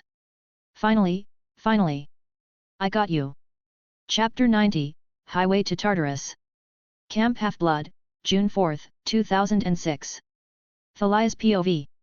You know that feeling after a long nap where your head aches and you're disoriented, not quite sure where you are? Multiply that by 1,000,000, and that's how I felt. First, it was like I was being stitched together, tossed around, and then bam, I hit something hard. I blinked rapidly, my eyes struggling to adjust to the sudden influx of light and color. Wait, how could I even see? The last thing I remembered was running with Annabeth, Grover, and Luke. We'd faced the Furies, battled hellhounds, and then, oh, right. I got run through by Tisiphone's claws and then struck by lightning. A sharp, piercing headache sliced through my skull as fragmented memories came rushing back. The smell of pine needles filled my nostrils, mixed with the scent of strawberries and fresh grass. Camp Half-Blood. I was home, but how? And why did everything feel so different? Once I managed to get my bearings, I realized what, or rather who I had collided with. A boy, maybe around 15, stood before me. He had pale purple eyes that seemed to shimmer with an otherworldly light, and black hair that fell to his shoulders in gentle waves. His face was a mix of emotions, shock, relief, and something else I couldn't quite place. Before I could react, he threw his arms around me, pulling me into a tight embrace. Soft sobs escaped him, like the whimpers of a lost child finally found. The warmth of his body against mine felt strangely familiar, comforting even. Finally, he whispered, voice thick with emotion. I got you. I got you. Strangely enough, I wasn't creeped out by the situation or the boy's sudden affection. In fact, I felt a sense of completeness, a feeling I hadn't experienced in a long time. And I don't just mean since my time as a tree. It was as if a part of me that I didn't even know was missing had suddenly been returned. After a few moments, the boy pulled himself together, helping me to my feet before letting me stand on my own. My legs nearly gave out, feeling like jelly beneath me. Before I could stumble, he steadied me with a gentle but firm grip. As he withdrew his hands, I noticed something peculiar. His left hand had only 2 fingers, and his right was missing a pinky. The sight sent a chill down my spine. What had happened to him? My eyes drifted up to his face, studying him more closely. His cheeks were still damp from the tears he'd shed moments ago, but now a light blush colored his face. There was something familiar about him, something I couldn't quite put my finger on. Before I could ask who he was, he spoke again, scratching his cheek with his right hand. That's when I noticed the tattoo, a Greek helmet on the back of his hand. The image triggered something in my mind, a memory just out of reach. There was only one demigod I knew with that mark, but it couldn't be, could it? "Welp, I gotta go, Thalia. See you later." His voice was casual, but I could hear the strain beneath it, as if he was forcing himself to sound nonchalant. "Wait, Ozzy." The name left my lips before I even realized I knew it. But before I could finish, the boy Ozzy sank into his shadow, leaving me alone on the hill. The sudden departure left me reeling, more questions flooding my mind. How the hell did I come back? Why did Ozzy only have a few fingers left? What happened to his eyes? Why did he leave so suddenly? And where in Hades was he going? I turned around, taking in my surroundings properly for the first time. The familiar sight of Camp Half-Blood spread out before me, but something was off. My thoughts were interrupted when I noticed I wasn't completely alone. Two black-haired animals, a Tibetan Mastiff and a fox, sat nearby, watching me with intelligent eyes. Perched on the dog were 3 crows, all of which I recognized, though I couldn't explain how. Each of them had a sorrowful, almost mournful, expression. "Randy," I called to one of the crows, the name coming to me instinctively. "Where did Ozzy go?" The crow hesitated before responding, its voice surprisingly human-like. "Master probably wouldn't like it if I told you." "I don't care," I snapped, frustration and confusion fueling my anger. "Tell me now, or so help me Zeus, I'll turn you into Kentucky Fried Crow." The crows squawked in alarm, flapping their wings as they took off into the sky. I watched them go, a mix of annoyance and regret washing over me. Great, I'd scared away my only source of information. "Do any of you speak?" I asked, turning to the remaining animals. The mastiff barked, and the fox let out a cackle that sounded suspiciously like laughter. "Great! Just perfect," I muttered, frustration bubbling up inside me. I began trudging down the hill towards the big house, the fox and the dog trailing behind me. My legs still felt weak, and every step was a struggle.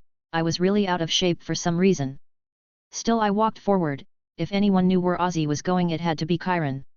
He had to. I looked down at my hands, flexing my fingers. They felt stiff, unused. My whole body felt that way, actually. Like I was wearing a suit that didn't quite fit right. I wondered idly if this was how all trees felt when they became human. The thought almost made me laugh. Here I was, worrying about how trees felt, when I should be focusing on finding Ozzy. That boy had some serious explaining to do. "Ozzy," I muttered under my breath, "I'll find you, bring you back, and then we're going to have a serious talk about what you think a good goodbye is." I walked closer, and closer to the big house, being followed by the mastiff and the fox. Just as I reached the porch of the big house, the door swung open. Chiron stood there, his eyes scanning everywhere, a letter in his hand. "Thalia?" he asked, his eyes widening. "Is it really you?" I nodded, suddenly feeling overwhelmed. "Yeah, it's me. I need your help, Chiron. Something's happened." "Ozzy? So he's gone already," he said. "Come in, we have much to talk about." As I followed Chiron into the big house, I couldn't shake the feeling that whatever Ozzy was up to, it was dangerous. And somehow, I knew that I needed to find him, to help him. I just hoped I wasn't too late. D.O.A Recording Studios, Los Angeles, June 4, 2006. Odysseus POV. I materialized in the midst of the dead, surrounded by drifting souls. Some of the spirits recoiled at my sudden entry, wisps of ethereal mist curling away from me. I paid them no mind. My focus was solely on the task ahead.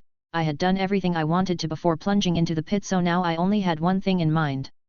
Within a few strides, I approached the front desk.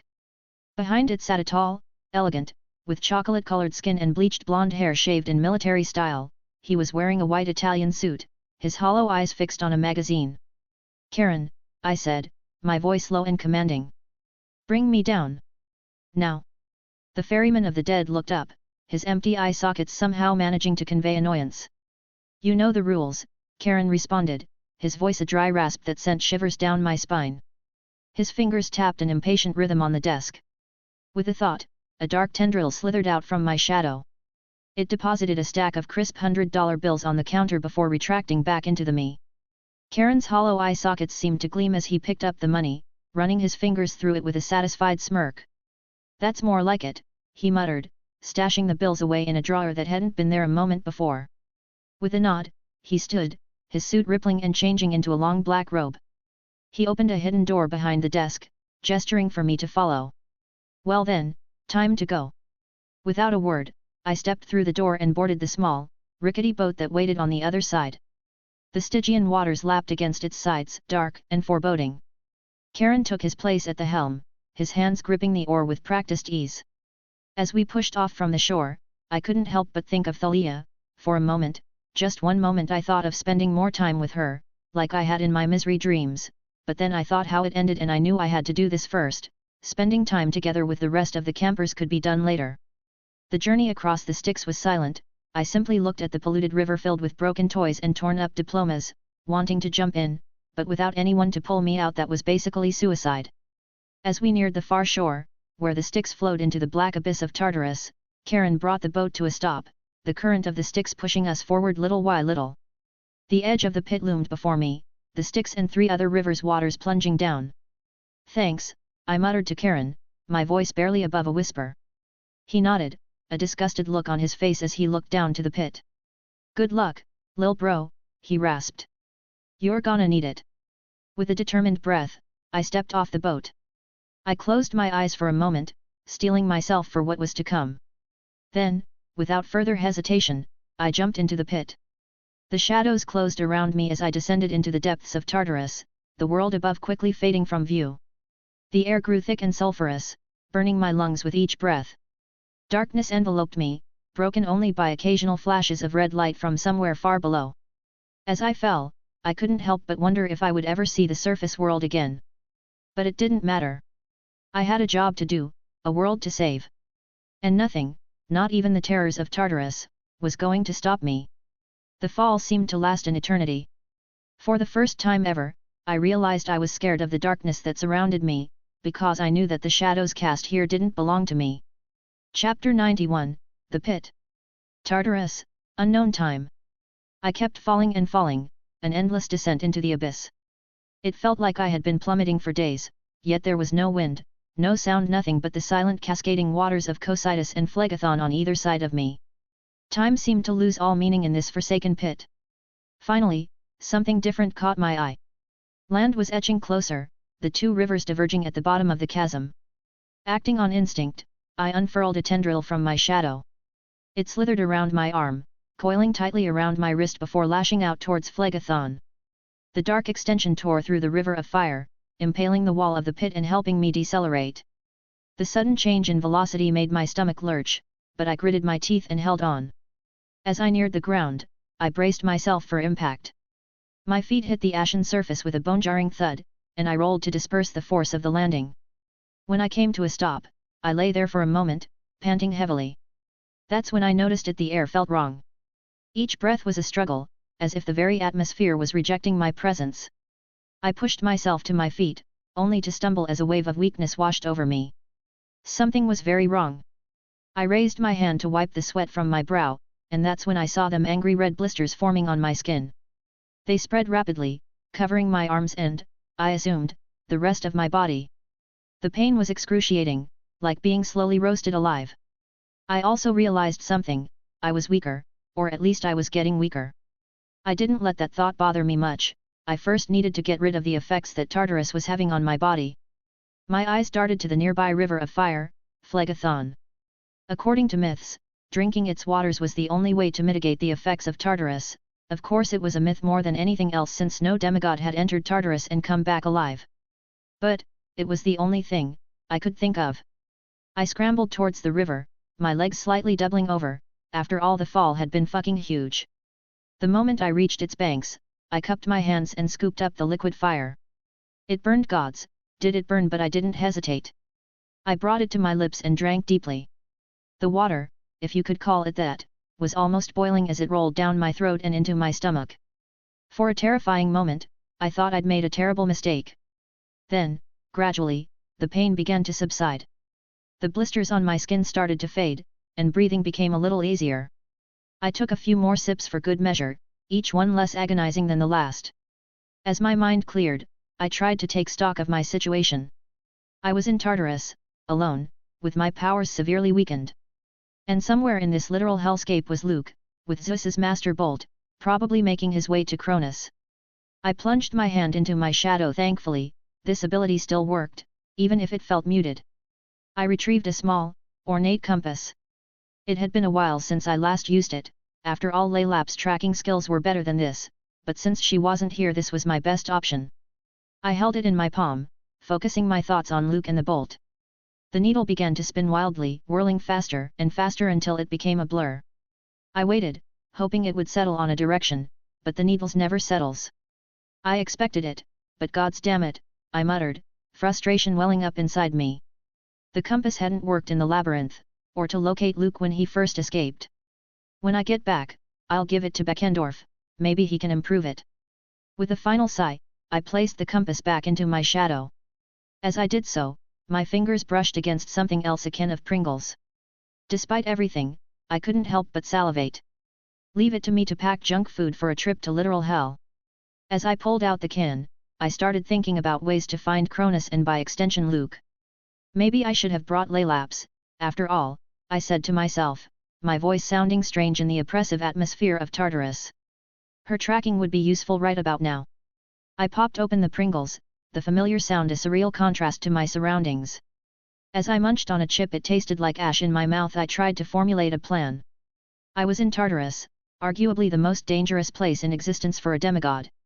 My powers were weakened, my usual tricks weren't working, and I had no idea where Luke was or how to find him. Oh, and let's not forget the countless monsters that called this place home, monsters that would love nothing more than to tear apart the demigod that probably killed them. I had killed a lot. Well, Ozzy, I said to myself, you've really outdone yourself this time. I finished the Pringle and stored the can back in my shadow. No use leaving trash in Tartarus. Knowing my luck, it would probably come to life and try to kill me. Standing up, I took a moment to survey my surroundings. The ground beneath my feet was a mixture of sharp obsidian shards and gritty ash. In the distance, I could see mountains that seemed to be made of fleshy, pulsating tissue. The air was hazy with blood-red mist, and occasionally, I'd catch glimpses of dark shapes moving in the gloom.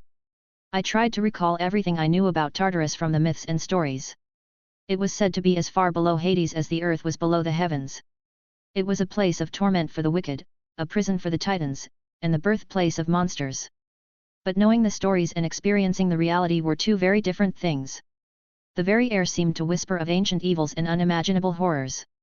Every instinct I had was screaming at me to run, to find a way out, to abandon this foolish quest. But I couldn't. The fate of the world rested on my shoulders. If I failed, if Luke succeeded in whatever plan he had for the Master Bolt, it could mean war between the gods. And a war between the gods would make Tartarus look like a picnic. I took a deep breath, wincing at the burn in my lungs. Okay, Ozzy, I said, trying to psych myself up. You're in Tartarus. Your powers are on the fritz. You have no idea where Luke is. But you're still alive, and where there's life, there's hope. I looked down at my hands, flexing what little of fingers I had left. The blisters were gone, thanks to the phlegathon, but I could still feel my slightly weakened muscles. Finally I formulated a plan. Tartarus was the birthplace of monsters, right? And monsters talked. If a demigod had passed through here, chances were some of the locals had noticed. All I had to do was find one and persuade it to share what it knew. That was my plan, basic I know, but that's the only thing I could think of. Find a monster, preferably one that didn't hate my guts, which was probably the more difficult part. Get information. Try not to get jumped by them and die in the process. Simple, right? I picked a direction at random in Tartarus, one way seemed as good, or bad, as any other and started walking. My feet sank slightly into the ashy ground with each step, and I tried not to think about what or who I might be walking on. As I trudged along, I kept all my senses on high alert. Every shadow could hide a threat, every sound could be a monster lying in wait. But I pressed on. I had to. Somewhere in this nightmarish realm, Luke was out there with the Master Bolt. And I was the only one who could stop him, and if that didn't work I had left some precautions behind. Not even 2 years and I'm away from camp again, I muttered under my breath. After this, I'm gonna take a long, nice rest. Chapter 92, Ozzy's Letter. Thalia POV. I followed Chiron into his office, my mind swirling with questions. The familiar scent of old books and leather filled the air, bringing back memories of strategy meetings and late-night discussions. But now, everything felt different. I felt different. Chiron trotted himself behind his desk, his eyes never leaving me, as if he feared I might disappear if he looked away. I sank into the chair across from him, suddenly aware of how exhausted I felt. Do you know where Ozzy is going? I asked, cutting straight to the chase. There was no time for small talk or catching up. Something in my gut told me Ozzy was in danger, and I needed answers. Chiron's expression grew somber. He nodded slowly, reaching into a drawer of his desk. He left this, he said, pulling out an envelope. I believe it will explain everything. With trembling hands, I took the letter. The handwriting on the envelope was messy but familiar, though I couldn't explain how I recognized it. I opened it carefully and began to read. To whom it may concern, but let's be honest, it's probably Chiron reading this. I'm sorry for the abrupt departure, but there's no time to waste. I've seen where Luke is, he's taken Zeus's master bolt into Tartarus. I'm going after him. I know it's dangerous, possibly suicidal, but it's our only chance to prevent a war between the gods. Thalia will be back by the time you read this. I know it sounds impossible, but trust me on this. When she returns, there are things she needs to know. Thalia, if you're reading this, I'm sorry I can't be there with you now. There's so much I want to tell you, so much you need to know, but time is not on our side.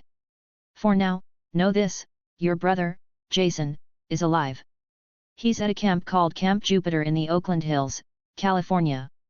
To find the exact location, you'll need to talk to Laylaps. She can guide you there. If the worst happens and war breaks out between the big three, seek out Camp Jupiter.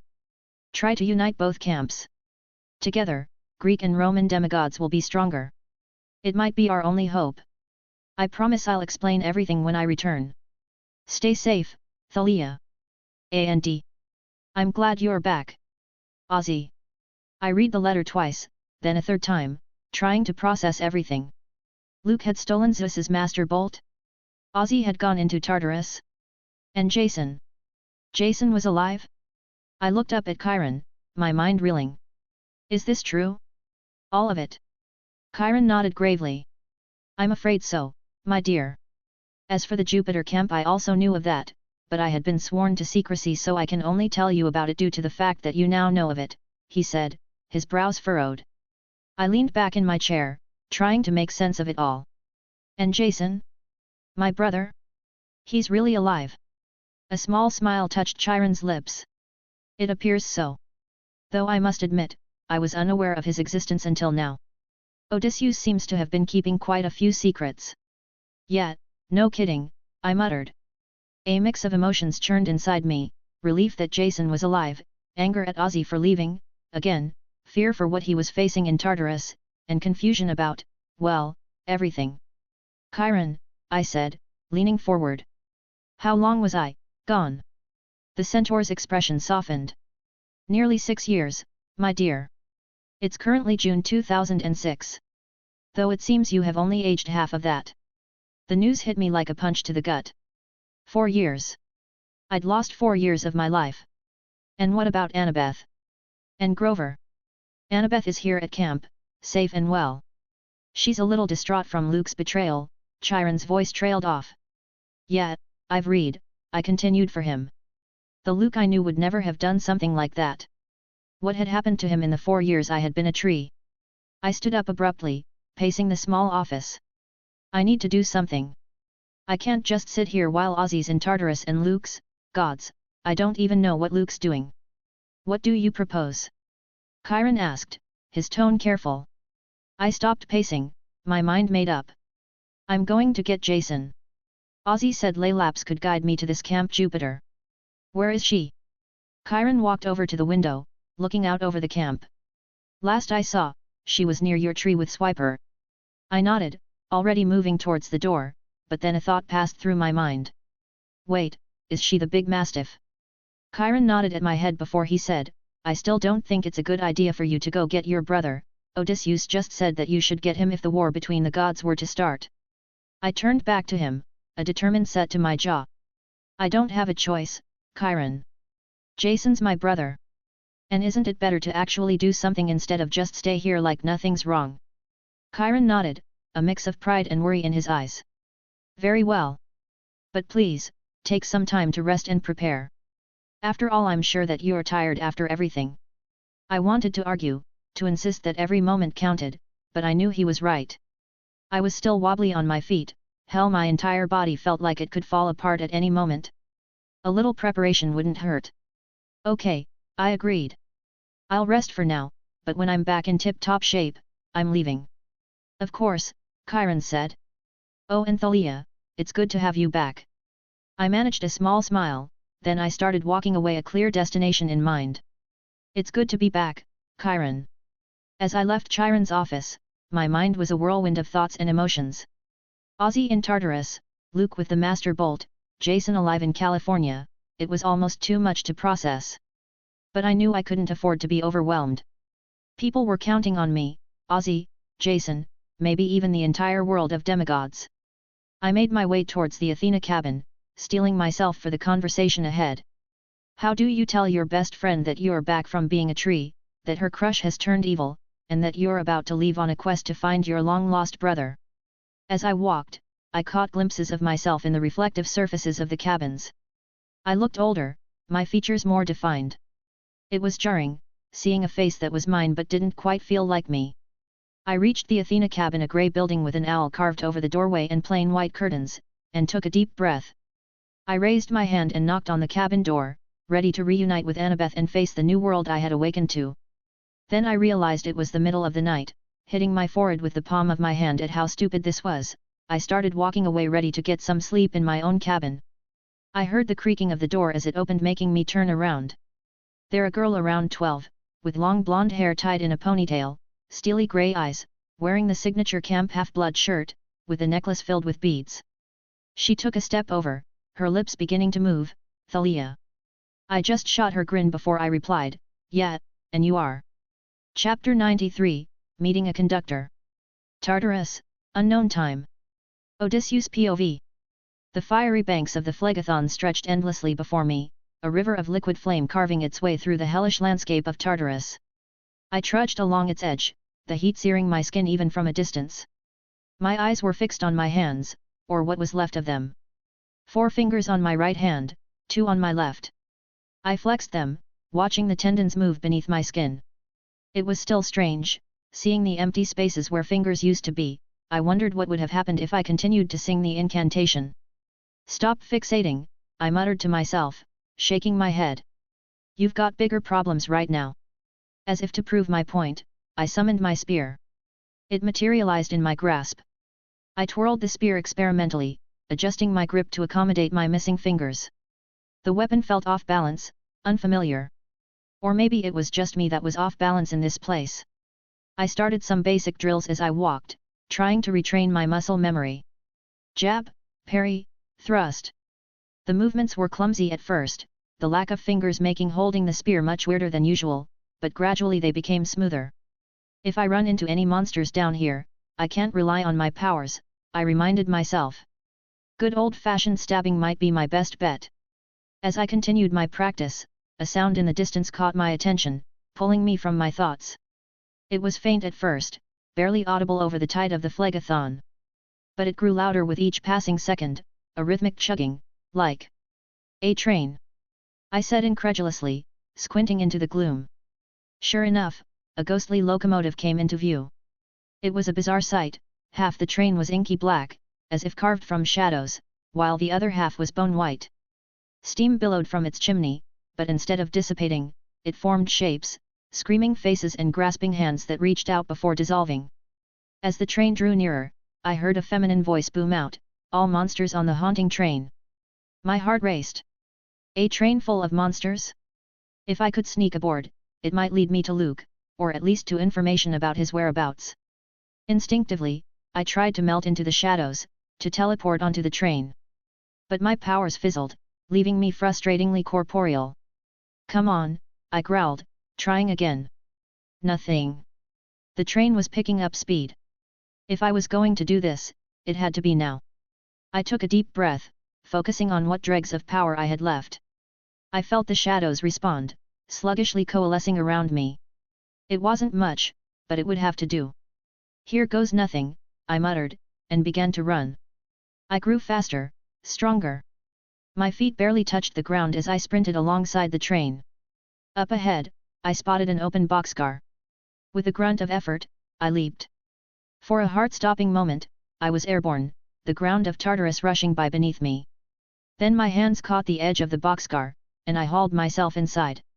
I lay on the floor for a moment, catching my breath. When I looked up, my heart nearly stopped. The boxcar was filled to the brim with cyclopes. Dozens of single eyes stared at me in surprise, which was rapidly morphing into hunger. Oh, shit, I cursed, scrambling to my feet and gripping my spear tightly. The largest Cyclops, a bruiser with arms like tree trunks, stepped forward. Well, he rumbled, his voice like gravel in a blender. Looks like we've got ourselves a little snack, boys. I backed up against the wall of the boxcar, my mind racing. I was outnumbered, my powers were weak, and I was trapped in a moving train car with a horde of monsters that wanted to eat me. Not my finest moment. Now, fellas, I said, trying to keep my voice steady, let's not do anything hasty. I'm probably not very tasty. All gristle, you know. The Cyclopes laughed, a sound like boulders tumbling down a mountain. Oh, we're not picky, the leader said, grinning to reveal a mouthful of jagged teeth. Demigod meat is rare in these parts as you would imagine. They began to close in, I raised my spear. I couldn't teleport away, so I just had to fight my way out. The Cyclopes continued to make their way to me, when out of nowhere, train seats appeared in the entire cart. The Cyclopes fell onto the seats as black and white seat belts kept them locked in their seats. A voice, the same one as before, rung out in the cart of the train, you know the rules, no fighting on the train. As for our stowaway, please make your way to the conductor's room for your ticket. The Cyclopes continued to struggle against their belts, but they couldn't get up. I just winked at them before making my way across the train. The moment I stepped into the next cart, the door slid shut behind me with an ominous thud. The interior of the train seemed to stretch on infinitely, the dim light casting eerie shadows that danced and flickered. Each cart, as I soon discovered, housed its own particular breed of nightmare. The first cart was filled with harpies, their talons scraping against the metal floors as they shrieked and flapped their ragged wings. They were restrained, locked into their seats by chains that glowed with a faint, pulsating light. Their eyes followed me hungrily, but the restraints held firm. I moved quickly, not wanting to linger. The next cart housed a pack of hellhounds, their red eyes glowing like embers in the darkness. They growled low in their throats, the sound vibrating through the floor beneath my feet. Like the harpies, they were bound to their seats by some unseen force, their jaws snapping in frustration as I passed by. Each subsequent cart was a gallery of monsters. Imposi, Kirkopes, each trapped within their seats, restrained but restless. Their eyes burned with a mix of anger and hunger, wanting to rip me apart. Finally, after what felt like an eternity, I reached the last cart. The door leading to the conductor's room loomed before me, its surface engraved with intricate patterns that seemed to shift and writhe as I approached. I readied my spear, and pushed the door open. The air inside was thick and oppressive, filled with the soft but incessant sound of whispers. The walls of the room were lined with what appeared to be glass tubes, each one containing a writhing, ghostly figure. The souls, human souls. How the heck were there human souls in Tartarus? At the center of it all was the conductor. She stood with her back to me, her hands resting lightly on the controls of the train. Her outfit, as I had glimpsed earlier, was a bizarre fusion of inky black and bone white, each color perfectly split down the middle. Her hair was similarly divided, cascading in stark contrast from her scalp, one side a void-like black, the other as pale as death. Even her eyes, when she finally turned to face me, were mismatched, one an abyss of darkness, the other a piercing, icy white. Then I noticed something else, even her skin had this duality. "Welcome, Odysseus," she said, her voice a blend of warm honey and cold steel. She tilted her head slightly, as if examining me with interest. "It's good to see you made my train." I swallowed, gripping my spear a little tighter. "What is this place?" I asked, though I already knew the answer. "This," she said, making a scissor with her hands in front of her black eye, with a smile on her face, "is the haunting train. The fastest way to travel across Tartarus, only available to the few who can catch it." "And the souls?" I asked, nodding toward the tubes. She smiled, a ghost of a smile that didn't reach her eyes. "They fuel the train, obviously." "And you?" I asked, taking a step closer. "Who are you?" I am the conductor, she replied simply, as if that explained everything. I am also the engineer, attendant, station master and ticket master. I narrowed my eyes, my grip on the spear tightening. That really doesn't explain much. She met my gaze evenly, her mismatched eyes unreadable. What can I say, that's who I am. I asked another question, then what's your name? She grinned before twirling and pointing at me, I am Melano, the #1 conductor in Tartarus. Aren't you the only train conductor in Tartarus? She waved her hands around as if she was dismissing my words, don't get hung up on the details. I was about to ask Melano something else when she cut me off before I could even get a word in, now it's my turn, gimme your ticket or get off my train. She grinned at those words, her mouth opening slightly as it revealed that even her insides were divided into black and white straight through the middle. Yet, through all of that I noticed the final detail in her entire ensemble, she didn't have an aura surrounding her. Only one type of being didn't have that, gods, she was a goddess. Chapter 94, Thalia and Annabeth. A/N, if you reach 200 power stones in 24 hours I'll upload another chapter. Also, if you want to support me and read up to 10 chapters in advance and secondary novels go to my Patreon. patreon.com/JoanJudoStories. https://discord.gg/ahexf2nbf. Thalia POV. My thoughts were interrupted by a voice calling out, hesitant yet hopeful. Thalia. I turned, my eyes landing on a girl with curly blonde hair and startlingly grey eyes. There was something familiar about her, but I couldn't quite place it. Still, I managed to shoot her a grin before replying. Yeah, and you are. What happened next caught me completely off guard. The girl launched herself at me, wrapping her arms around me in a fierce embrace. I stood there, frozen, unsure how to react. It was then that I noticed her entire body was shaking, trembling against me like a leaf in a storm. I can't believe it. How did you? When did you? She fired off a barrage of incomplete questions, her voice muffled against my shoulder. I felt a warm wetness seeping through my shirt. She was crying. Instinctively, I wrapped my arms around her, one hand moving to stroke her hair in what I hoped was a comforting gesture. It's okay, I murmured, though I wasn't entirely sure what it was or why it needed to be okay. After what seemed like an eternity, she pulled back, her eyes darting all over me as if she was trying to memorize every detail. It was more than a little disconcerting. So, who are you? I asked again, trying to keep my voice gentle.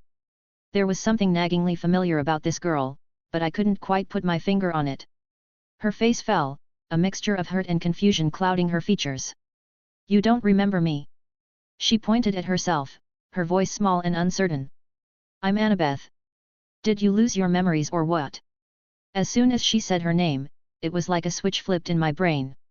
Suddenly, I saw not the teenager standing before me, but a vision of a 7-year-old girl, barely half my height, clutching a celestial bronze dagger with determination beyond her years. My eyes widened in shock. Annabeth. A smile broke across her face, relief evident in her eyes. Yeah, it's me. I couldn't help but stare. The little girl I remembered had grown so much. It was then that the true weight of my time as a tree began to sink in. Ozzy's appearance hadn't quite driven it home, and Chiron and Mr. D didn't age, but seeing Annabeth. It was undeniable proof that more than 5 years had passed. The realization left me feeling disoriented, like the ground beneath my feet wasn't quite stable. Everything felt off-kilter, as if the world had shifted on its axis while I'd been bark-deep in chlorophyll production. Annabeth's voice pulled me back to the present. So, she said, a hint of hesitation in her tone, how did you stop being a tree, exactly? I blinked, realizing I didn't have a clear answer to that question. All I knew was that somehow, Ozzy had been involved in my return to human form.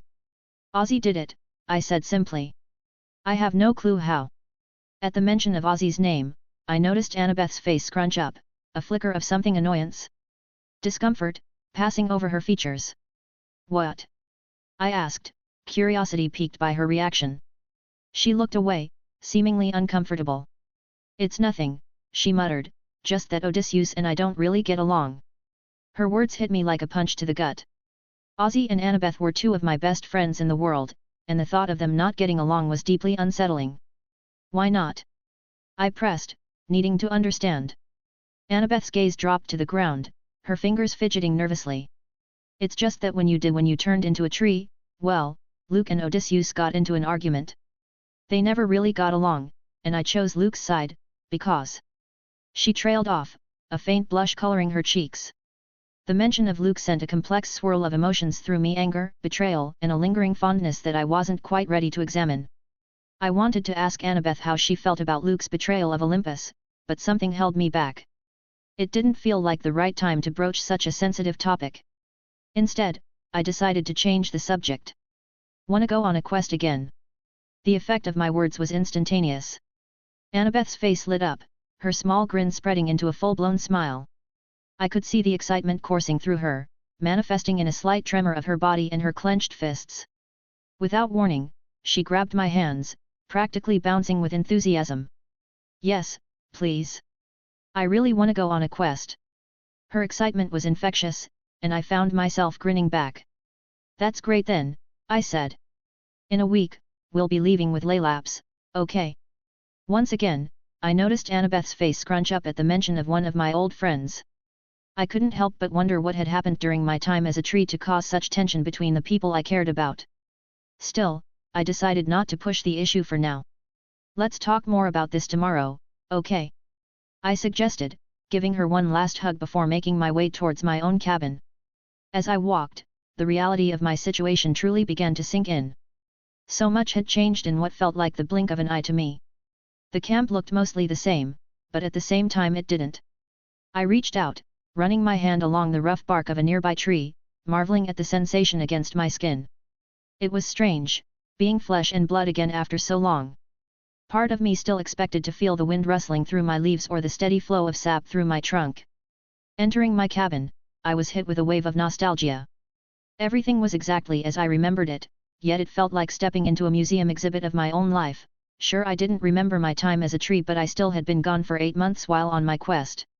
I sat on my old bunk, the springs creaking under my weight. I looked up at the ceiling, my cabin's ceiling. Lightning sparking from one part of the room to the next. It honestly made me feel nice. Lightning did that to me. I always enjoyed it whenever a lightning sparked close to me. It made me feel alive, something which I desperately needed as of now, since I was a tree for the past 6 years. I closed my eyes. I didn't think about Ozzy, about Luke stealing the bolt, about Annabeth and how much she'd grown, only the faint sound of thunder that permeated in the room from the lightning that sparked around. Chapter 95, What the Tartarus Am I? Tartarus, Unknown Time. Odysseus POV. "Now it's my turn, gimme your ticket or get off my train." I just stared at her. First of all, she was a goddess who somehow got souls and is driving a train through Tartarus. I started recalling every single myth I could, but no matter what I thought Greek or even the slight Roman I knew, Melano didn't fit anyone whom I knew. I needed to figure out who she was, and somehow bluff my way into a ticket. But no matter what I thought, no one person fit her exactly. "Your ticket," Melano said, one of her hands stretching towards me. I couldn't think of anything, so I decided to do this the hard way. Tendrils of darkness shot out from the shadows made by the walls of the train. Mere inches from grabbing her, her grin turned into a toothy smile. The tendrils wavered for a second before disappearing. Melano swung her finger like a metronome. My train, my rules." The same tendrils shot out of the train, half of them inky black and the other half bone white. I twirled my spear around, cutting the first tendril that came at me. 6 more were mere inches away. I continued cutting each, but I didn't see how one of them wrapped under my foot, lifting me upwards. I swung my spear above me, cutting the tendril. I spun in the air, falling on my feet. I landed with a heavy thud, the steel tip of my spear scratching against the floor of the train. The tendrils continued to lash out at me from every direction, a chaotic storm of black and white. They moved with unnatural speed, writhing like serpents, eager to ensnare me. Each one I severed was replaced by another, and the train car felt like it was shrinking, pressing in on me from all sides. While fighting off the tendrils, I thought about Melano's word. My train, my rules. So I can't use shadows from the train, I concluded, starting to form tendrils from only my shadow. The first of my shadow tendrils met hers in a clash of force. They coiled around each other, pushing and pulling, each trying to overpower the other. I directed another of my tendrils to form a shield, blocking a pair of white tendrils that shot towards my chest. The impact sent vibrations up my arm, but the shield held firm. Melano's grin widened as she watched me, her eyes gleaming with a sinister light. "Either give me your ticket or become my fuel," she purred. Where the hell would there be tickets in Tartarus, I couldn't help but think, as I continued fighting off everything that I could. She flicked her wrist, and a new wave of tendrils surged forward, faster and more aggressive than before. I slashed with my spear, parried with my shadow blades, and blocked with my shields, but the assault was relentless. The tendrils seemed to multiply, overwhelming my defenses. I could only do so much with my own shadow alone. I was pushed back, step by step, my feet sliding across the floor of the train. My breath came in ragged gasps, sweat dripping down my face. I couldn't let up now, I needed to find a way to get out and quickly. As another tendril came hurtling towards me, I split one of my tendrils into multiple smaller tendrils. They shot out in all directions, seeking out and intercepting Melino's attacks. For a moment, it worked. The tendrils collided mid-air, creating a tangled mess of black and white, like a twisted net. But then I felt a sharp, searing pain in my right shoulder. One of her tendrils had slipped through my defenses, spearing me clean through, even through my Loden scale-made armor. I gasped, the pain radiating down my arm, my grip on my spear faltering. Before I could react, another tendril struck, this time piercing my left leg. My leg buckled, and I fell to one knee, the shadows around me flickering as I struggled to maintain control. "Not so tough now, are you?" Melino's voice was a whisper in my ear, dripping with malevolence. The tendrils coiled around my limbs, tightening like snakes, and with a violent yank, I was lifted off the ground and slammed into the wall of the train. The impact knocked the wind out of me, my head began to spin. I tried to summon the shadows again, but the pain was making it difficult to focus. Melino stepped closer, her form blurring as she moved with a predatory grace. The tendrils transformed into seatbelts that held me fast against the wall, pinning my arms, legs and head in place. I struggled, but it was like fighting against iron chains. She stopped just inches from me, her inky black hand reaching out. "Time for me to get your ticket," she said, her voice soft, almost tender. "Don't worry, it won't hurt." "Well, it won't hurt me, it's gonna hurt you a ton though." Her hand pressed against my chest, it was cold, way too cold. I felt it then, a strange sensation, as if her hand was sinking into my flesh, passing through my ribs and reaching for something deeper. Panic surged through me as I realized what she was doing. "No," I gasped, struggling with renewed desperation. "No." But it was too late. Her hand closed around my heart, and I could feel the icy grip of her fingers squeezing, pulling. The pain was excruciating, like nothing I had ever felt before, more than Loden's poison, more than the deaths in my misery dreams, more than when my fingers were disintegrated out of existence. It was unbearable. My vision blurred, darkness creeping in at the edges as I fought to stay conscious. I could feel something being pulled from me, something essential, as if she was tearing away a part of my very soul. Maybe she was. I had to act, had to do something before it was too late. I began to chant the incantation. "Even if I had to sacrifice another part of my body, it was better than dying in here," the words forming on my lips even as my voice trembled with the effort. I could see as Melino started to retract her hand, a purple shadowy sphere began leaving my chest. My eyes widened, as I stared at her, a mischievous smile on her face. This is going to be a good ticket." But then before I could even let a word out, something unexpected happened. From the sphere that Melino had been pulling out, shadowy purple shackles burst forth. They moved quickly, taking even Melino by surprise. The shackles snaked their way up her arm, wrapping around her wrist and digging into her flesh. She let out a shriek, a sound of pure pain and fear, as the shackles tightened, crawling up her arm and into her chest. The grip on my heart loosened as she stumbled back, desperately clawing at the shackles with her free hand. "No, no, no, no, no!" she screamed, her voice a high-pitched wail of denial. I collapsed to the floor, gasping for breath as the pain in my chest and the purple sphere began to recede. Melino continued to struggle, her form flickering as the shackles tightened around her. The purple shackles pulsed, dug deeper into Melino's flesh, writhing around her body, her chest almost bursting forth. Melino's screams echoed through the train car, her form convulsing as she tried to tear off the shackles. Her fingers scratched at the ethereal chains with a frantic desperation. The sight was both terrifying and mesmerizing. Melino staggered back, the shackles now fully entwined around her body, constricting her movements. Her eyes, once filled with malice and triumph, now glowed with a flicker of fear. She glanced down at the sphere, realization dawning on her face. "What the hell?" she muttered, her voice trembling. "What in Hades are you?" She made one last attempt to tear the shackles from her body, but it was no use. With a final, agonized scream, she tumbled forward. The black and white belts that held me stuck to the wall disappeared, making me fall on my head with a low thud. "Ow ow ow ow," I muttered, bringing my hands to my head. I stood up, still scratching my head. I looked at Melino's unconscious body, her last words ringing in my ears. "What in Hades are you?" Chapter 96, Who is this guy? Camp Half-Blood, June 6, 2006. Thalia POV. The early morning sunlight filtered through the cabin windows, casting a warm glow across the room. I stirred, slowly coming to consciousness, my mind still foggy from sleep. "Ugh," I yawned, stretching my stiff arms. The sensation of waking up felt oddly novel, despite the fact that I had technically been asleep for years. But being a tree and actually sleeping were two very different experiences, as you could probably guess. As I sat up in bed, the events of yesterday came rushing back to me. With a reluctant sigh, I swung my legs over the side of the bed and stood up. The cool wooden floor beneath my feet, the lightning sparking on the ceiling. I made my way to the wardrobe, my movements still a bit clumsy as I adjusted to having a body again. Opening it up, I was greeted by a sea of orange Camp Half-Blood t-shirts.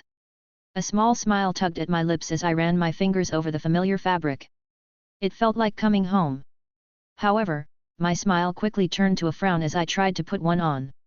The shirt clung uncomfortably to my body, the fabric straining across my chest and shoulders. I tried another, and another, but each one felt like it was trying to suffocate me. With growing frustration, I realized that none of my old clothes fit anymore. "Great," I muttered to myself, as if I didn't have enough to deal with. I finally settled on the least uncomfortable shirt I could find, paired with a pair of jeans that were definitely too short. At least my trusty leather jacket still fit, providing a small comfort as I shrugged it on. As I turned to leave, something caught my eye. Mounted on the wall was a weapon rack I hadn't noticed before. My heart skipped a beat as I approached it, my hand reaching out almost of its own accord. The moment my fingers closed around the shaft of the spear, I felt a surge of energy course through me. It even looked like someone had been polishing it. I didn't know who could have done it, but I had a few possibilities. "Well," I said, a genuine smile spreading across my face, "at least the important stuff still fits." With my spear in hand and my too tight clothes doing their best to contain me, I stepped out of the cabin and into the morning sun. Immediately, I felt the weight of dozens of eyes upon me. Campers who were leaving their own cabins turned to stare, their eyes widening in a mixture of surprise and curiosity. One boy in particular caught my attention. He looked to be about 12, with messy black hair that fell to his shoulders and the most striking sea-green eyes I'd ever seen. He was emerging from the Hermes cabin, which meant he was either a son of Hermes or, more likely, unclaimed. The stares were starting to make me uncomfortable, a feeling I wasn't used to. I was Thalia Grace, daughter of Zeus. I didn't get uncomfortable. But being the center of attention after spending years as an inanimate object was a bit much, even for me. Squaring my shoulders and gripping my spear tightly, I strode forward with as much confidence as I could muster. I hadn't received any sort of schedule or itinerary for my return to camp life, so I decided the safest bet would be to follow Annabeth's routine. At least then I'd have a friendly face around. As I made my way towards the Athena cabin, I could finally see it clearly. It hadn't changed a bit. The stone building, with its blue and gold paint and the carved owl above the door, looked exactly as I remembered it. Though it didn't really stand out compared to the other cabins, the cool things, at least according to the Athena kids, were inside, though I honestly didn't get how a super large library was cool, but hey, all power to them. I spotted Annabeth almost immediately. She was standing just outside her cabin, absently twiddling her thumbs, a nervous habit I didn't remember her having before. Next to her was the green-eyed boy I'd noticed earlier. They seemed to be deep in conversation, but both looked up as I approached. "Good morning, Annabeth," I called out, raising a hand in greeting. "Good morning, Thalia," she replied, a mix of emotions flickering across her face. I turned my attention to the boy, raising an eyebrow. "And this is..." "Oh, right," Annabeth said, smacking her forehead. "This is Percy, the newest camper. I've been showing him around camp for the past 5 days."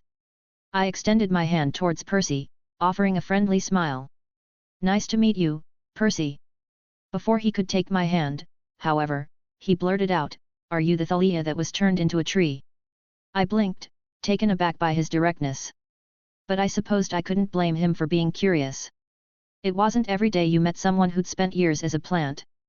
"The one and only," I confirmed, my smile turning a bit wry. "Nice to meet you, Percy." He reached out to shake my hand, but as soon as our fingers touched, something strange happened. My powers seemed to act on their own, as a spark of electricity jumped between us, far stronger than a normal static shock. Percy yelped, yanking his hand back. "Aw!" he cried, shaking his hand as if trying to dispel the pain. Guilt and confusion washed over me. "I'm so sorry," I said immediately, the apology feeling weird on my tongue. After all, I wasn't used to apologizing to people, especially on our first meeting. "It must be because I just got out, or something. I didn't mean to shock you." I couldn't understand why my powers had suddenly gone haywire. Was it a side effect of becoming human again? But that didn't make sense. I hadn't shocked anyone else I'd interacted with, and I felt completely in control of my abilities. "Don't worry about it," Percy said, but I could hear the slight resentment in his voice. Not that I could blame him, I'd just fried the poor kid with my freaky lightning powers. Annabeth, ever the peacemaker, quickly interjected. "Well, how about we move on and go to our first class?" She glanced between Percy and me, clearly trying to diffuse the tension. "Our first class is going to be Pegasus riding." At those words, I felt the blood drain from my face. "Oh, no," I said quickly, probably a bit too quickly. "You go on ahead. I'm gonna go to the climbing wall, you know, to work out these muscles." I gestured vaguely at my body, as if that explained everything. "But you and Percy have a nice time." Percy POV. I didn't like her. It wasn't because she shocked me, well maybe it was, but it wasn't only that. I felt weird around her, I mean aside from the fact that Ozzy hadn't greeted me like he did every morning and now she had miraculously turned back into a human. I don't know, everything just felt weird. Heck, even Annabeth was acting weird today. You know how weird I was when she was standing there just twiddling her thumbs instead of her assertive demeanor. I was freaking out. I heard someone sigh from my side, cutting my train of thought. "Come on Percy, I'll teach you how to ride Pegasus today." She started to walk away without facing me. Now this was the Annabeth I knew. But then she just had to make it weird. She turned around and said sorry for what Thalia did. Yep, I was in an alternate reality, no other way about it. And the weird just kept on getting weirder. I was in the middle of a valley filled with horses with wings. Pretty cool, I know. The weird part wasn't that, if you can imagine, it was the fact that said horses were talking to me. What do you call a Pegasus that lives next door? I just stayed quiet, not knowing what to respond. "Eine Boer." I thought about the fact that Ozzy had told me when I first got to camp. He told me that I was a son of Poseidon and that was a forbidden child. He also told me some of the powers I would probably have, like controlling water, causing tremors, breathing underwater. He also told me that I wouldn't be able to move into the cabin until I was claimed, even if I knew who my godly parent was. At first, I didn't believe him, but 2 days ago I had dumped Clarice and her groupies in a pile of floating toilet water. I started to think it would be pretty cool to be a son of Poseidon, but now. Why did the Pegasus eat with its mouth open? But now I wasn't so sure. Because it had bad stable manners. Chapter 97, a conductor becomes an assistant. Tartarus, unknown time. Odysseus POV. I stared at the fallen body of Melano as shadowy threads began crawling over my wounds. They worked quickly, knitting the torn flesh of my shoulder and leg back together. The pain dulled, replaced by a strange, tingling sensation. I took a deep breath, the pressure in my chest slowly easing as the healing took hold. A thought struck me as I watched the shadows work. Concentrating, I willed the shadows toward the stubs where my fingers used to be. They responded eagerly, pooling around the tips of my fingers before forming into dark, solid shapes. In seconds, I had shadowy fingers, each one mimicking the movement of the real ones I had lost. I flexed them experimentally, clenching and stretching. "Well, that's handy," I muttered to myself, then winced at the unintentional pun. But it quickly became clear that these shadow fingers required more concentration than I could afford to spare in a fight. The slightest distraction caused the shadowy appendages to waver, their form destabilizing. With a sigh of frustration, I dissipated them. If I couldn't focus on them, then the micromovements of my own fingers wouldn't be the same as the shadowy ones. So much for my career as a shadow puppeteer. My attention returned to Melano. Her body lay still, her chest barely rising and falling. I couldn't afford to let my guard down, not with a being like her. She was a goddess, or at least it looked like she was. My spear still in hand, I approached her cautiously, my shadow tendrils snaking out to bind her limbs securely. Even in her weakened state, I wasn't taking any chances. I'd learned the hard way that immortals had a nasty habit of bouncing back at the worst possible moment. I placed the tip of my spear against her neck, the sharp edge pressing into her pale, black and white skin. The pulse of power from the purple sphere, whatever it had been, had subdued her for now, but I needed answers. I needed to know what would happen if I killed her. Would the train dissolve? Would I have to fight all other monsters on the train? It was too much of a hassle. Plus, I wasn't sure how the whole killing a goddess thing would play out in Tartarus. Knowing my luck, it would probably summon something even nastier. I leaned in closer, watching her face for any sign of consciousness. Her eyes were still closed, her expression serene despite the shadowy chains that held her down. I waited, the seconds stretching into what felt like hours, until finally, I heard it. Ugh, she groaned, a strange, almost human sound coming from her. It was a weak, pitiful noise, completely at odds with the powerful goddess who had nearly torn my heart from my chest moments ago. I couldn't help but raise an eyebrow, incredulous. She was awake, yet she hadn't seemed to notice she was tied up or that she was one wrong move away from being skewered. Well, that was a weird sound, I muttered to myself, tightening my grip on the spear. I was expecting something more along the lines of "You fool! You cannot defeat me!" Not, whatever that was. Melino's eyes fluttered open, and she blinked blearily at the surroundings, as if trying to remember where she was. "Gods damn it, my head is killing me," she muttered, one hand attempting to reach up and rub her temple, only to be stopped by the shadowy tendrils. I kept the spear steady, the tip barely an inch from her throat. "You should be more concerned about your neck than your head," I said, my voice low and filled with warning. Her gaze finally focused on me, then on the spear at her neck, and for a moment, there was silence. I expected anger, defiance, maybe even an attempt to free herself. What I didn't expect was the look of surprise that crossed her face, followed by reverence. She blinked again, her expression softening in a way that made my blood run cold. Then, without warning, she dropped to one knee, the shadows allowing her just enough freedom to move. Her head bowed low, and when she spoke, her voice was reverent, almost subservient. "Master, I'm ready for your command." I froze, my mind struggling to process what I'd just heard. "What?" I demanded, incredulous. My spear remained at her neck, but I hesitated, unsure if this was some kind of trick. Is this some kind of joke? Because if it is, I've got to tell you, your timing needs work. Melino looked up at me, her black and white eyes filled with sincerity or something that looked like it. "I am here to serve you," she said, her voice steady, as if this were the most natural thing in the world. "I exist to fulfill your will, to carry out your commands. Whatever you desire, I will do." She edged her chained body as close to me as she could, not minding the fact that my spear was grazing her neck. A single drop of golden blood rolled down her neck, glowing faintly in the dim light of the train. I stared at her, trying to decipher the truth in her words. My instincts screamed at me to be cautious, to strike before she had a chance to spring whatever trap she was setting. But something in her eyes, in the way she held herself, made me hesitate. "If you're really here to serve me," I said slowly, testing her claim, "then take this train to Kronos." Melino's eyes widened slightly at the name, but she didn't hesitate. "As you command," she said, rising to her feet with a fluid grace that made the shadows binding her seem like mere accessories. She walked over to the train's controls, her movements deliberate and precise, as if she had done this 1,000 times before, which she probably had. I watched her every step, ready to summon my shadows at the slightest hint of betrayal. But she made no sudden moves, no attempts to free herself from the shadowy bonds still wrapped around her. She reached the control panel and began manipulating the levers and dials, the train shuddering slightly as it adjusted course. I didn't trust her. How could I? This was the same goddess who had tried to tear my heart from my chest not 5 minutes ago. Yet, as she worked, I couldn't help but feel a sense of unease that went beyond simple distrust. Something was off, and I couldn't quite put my finger on it, well, one of my remaining fingers that is. With a thought, I unsummoned my spear, the weapon dissolving back into me. The Greek helmet tattoo on my right hand reappeared, the black ink stark against my skin. Melino finished her adjustments and turned to face me, her expression calm, almost expectant.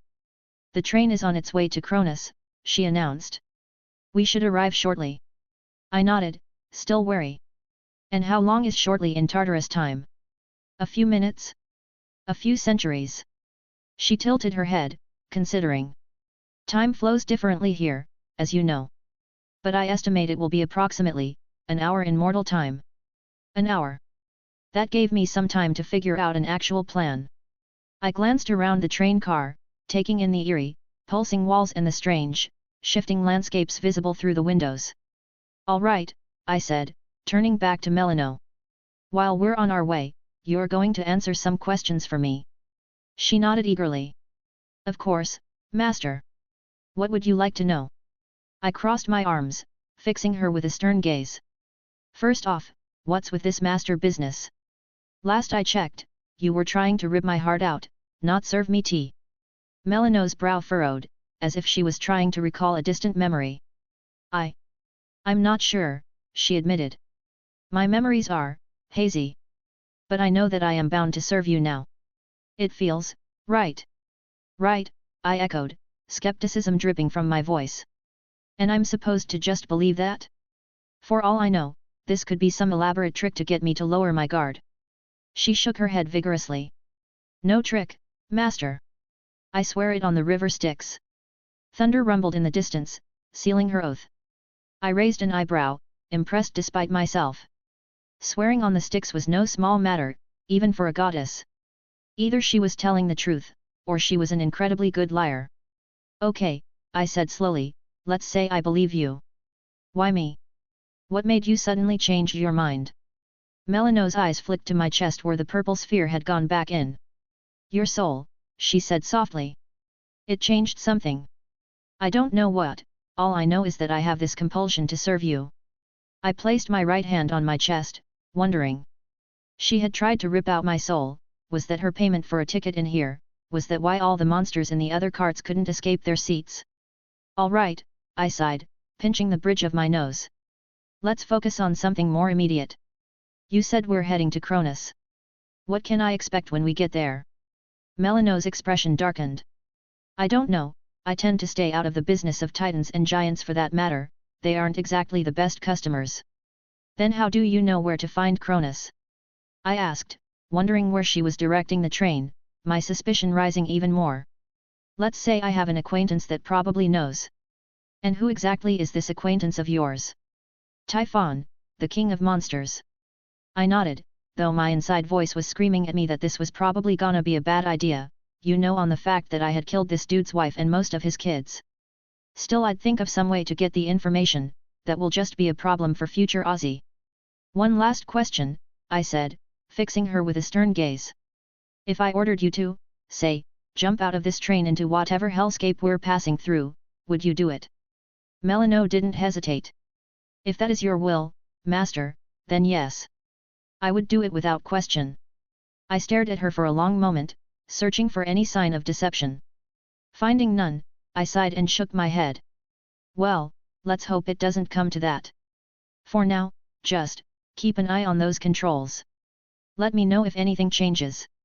She bowed her head. As you wish, Master. Chapter 98, Time to Leave. Camp Half-Blood, 11th of June 2006. Thalia POV.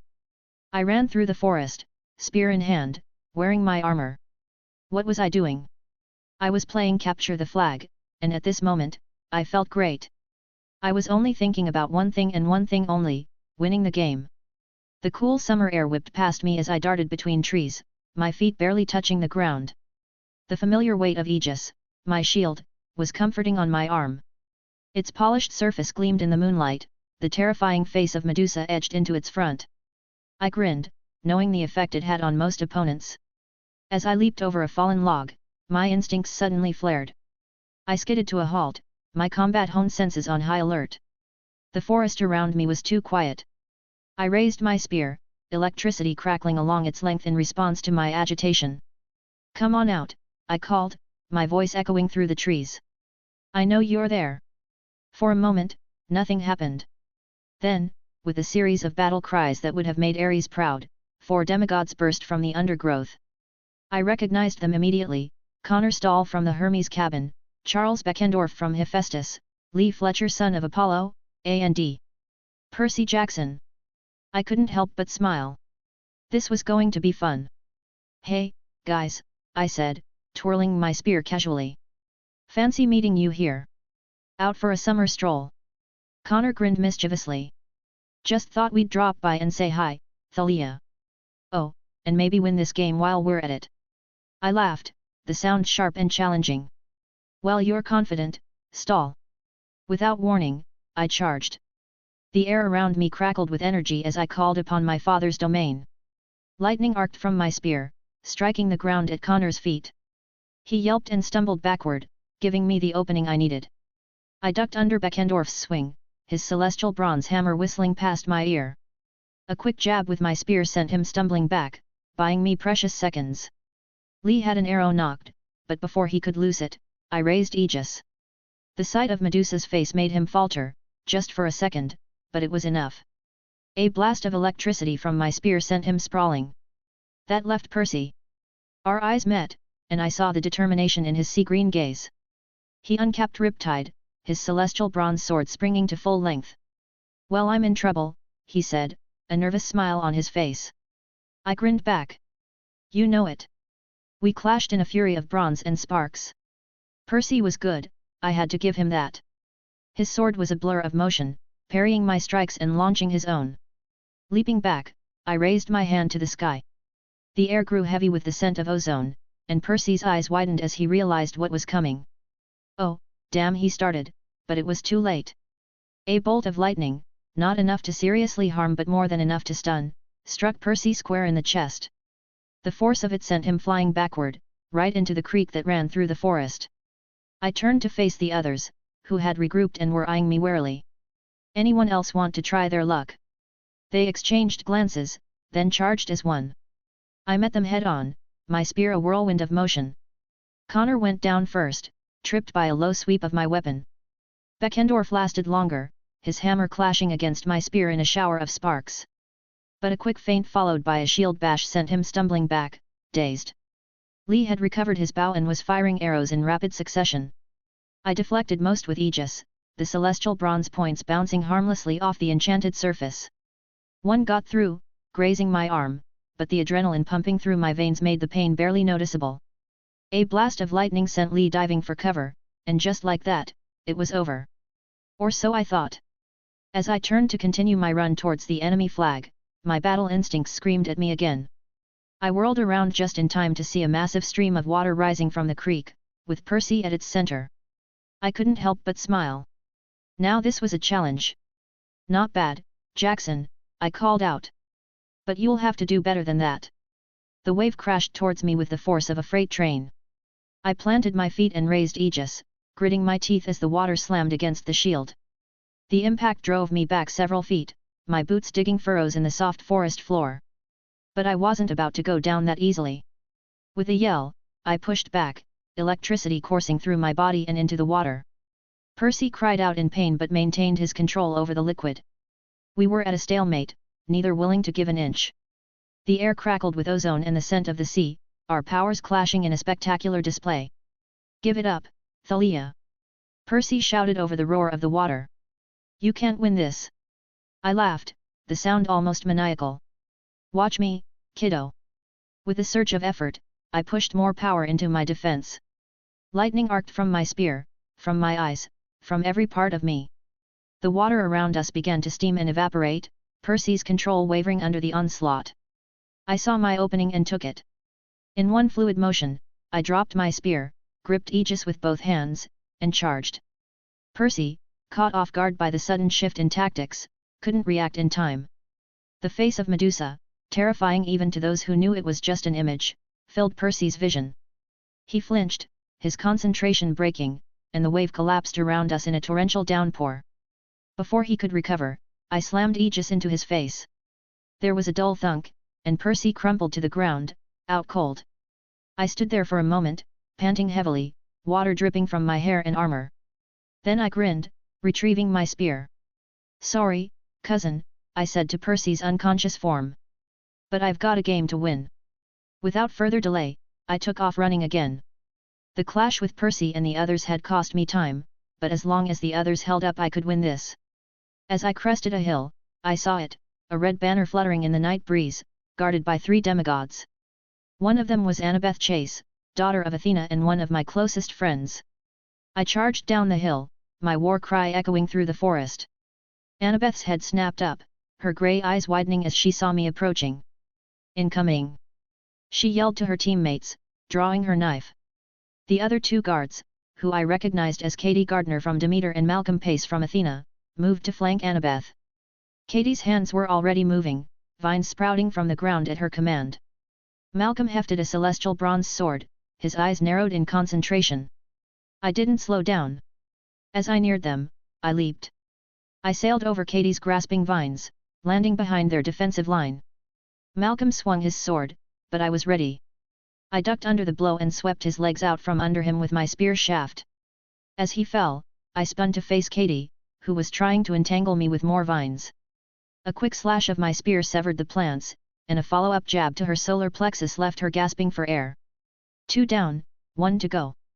Annabeth and I faced each other, friends turned temporary rivals by the game. Her stormy grey eyes analyzed my every move, that big brain of hers no doubt running through a dozen strategies a second. "You're still as good as ever," she said, her knife held at the ready. "But I've grown stronger too." I smirked. "You ain't seen nothing yet, wise girl." We clashed in a flurry of bronze. Annabeth was quick and clever, her knife darting in and out like a viper. But I had reach and power on my side. Our weapons rang out in the night air, neither of us willing to give ground. Annabeth feinted left, then ducked right, trying to get inside my guard. But I'd fought alongside her enough to anticipate the move. I brought Aegis up, catching her knife arm and pushing her back. A quick sweep of my spear sent her tumbling to the ground, her knife skittering away. I stood over her, spear pointed at her chest. "Yield?" I asked, breathing heavily. Annabeth looked up at me, a mixture of frustration and pride in her eyes. "I yield," she said with a sigh. "Go on, take it." With a triumphant grin, I grabbed the flag. But I knew the game wasn't over yet. I had to get this to the boundary line. "Sorry, wise girl," I said, already turning to run. "Gotta run." I took off down the hill, the red flag clutched tightly in my hand. My heart pounded in my ears as I sprinted through the forest, leaping over fallen logs and dodging low-hanging branches. The trees began to thin, and I could hear the rushing of water. I burst out of the treeline, the sunlit waters of the river glimmering before me. Just a few more yards. Suddenly, a wall of water rose up from the river, and I skidded to a halt. Standing in the middle of the river, controlling the water, was Percy. His eyes were wide with surprise, and above his head floated a glowing green trident, the symbol of Poseidon. For a moment, we both froze, staring at each other in shock. Then I grinned. "Nice try!" I shouted, and charged forward. Percy's concentration wavered for a split second, probably due to the shock of his claiming, and that was all I needed. I leaped, and sailed over the wall of water. As I passed over Percy, our eyes met, and I couldn't help but laugh at his dumbfounded expression. I landed on the other side of the river with a splash, the flag still clutched tightly in my hand. As soon as my feet touched the water, a horn sounded throughout the forest. The game was over. We had won. Cheers erupted from our team as they emerged from the forest. I raised the flag high, letting out a victorious whoop that echoed across the water. The flag shimmered and changed, the red replaced by an electric blue with a lightning bolt emblazoned across it. As the adrenaline of the fight began to fade, I felt the familiar ache of exertion settling into my muscles. But it was a good ache, the kind that came from pushing yourself to the limit and coming out on top.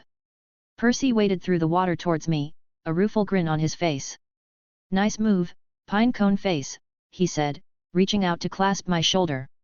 I laughed, "All's fair in capture the flag, Khaos." Then I nodded towards the fading symbol above his head. "Still looks like you finally got claimed." Percy rubbed the back of his neck, looking a bit sheepish. "Yeah, looks that way."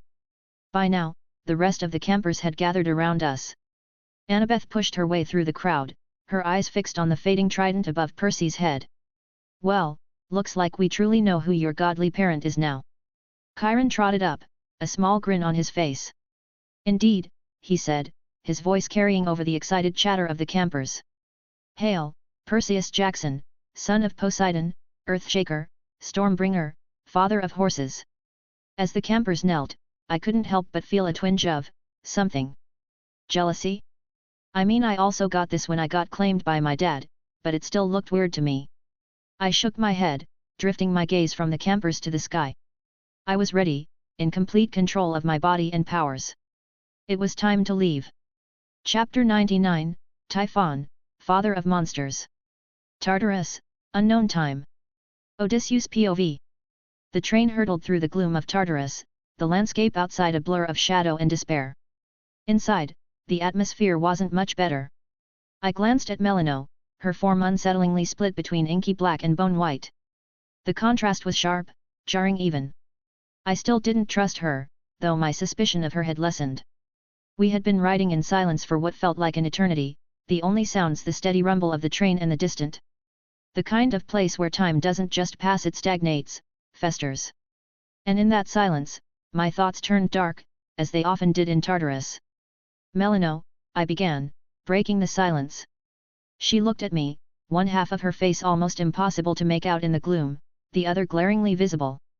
I've been thinking, what exactly is your plan when we go to Typhon? I ain't exactly on good terms with him, or with his family at least. Her expression shifted, the white side of her face performing an exasperated sigh. Not on good terms?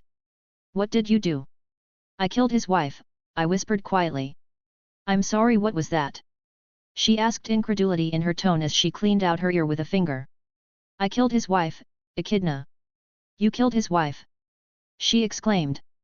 And some of their children. Melino's eyes widened, her disbelief clear. And their children? I shrugged. Some of their children.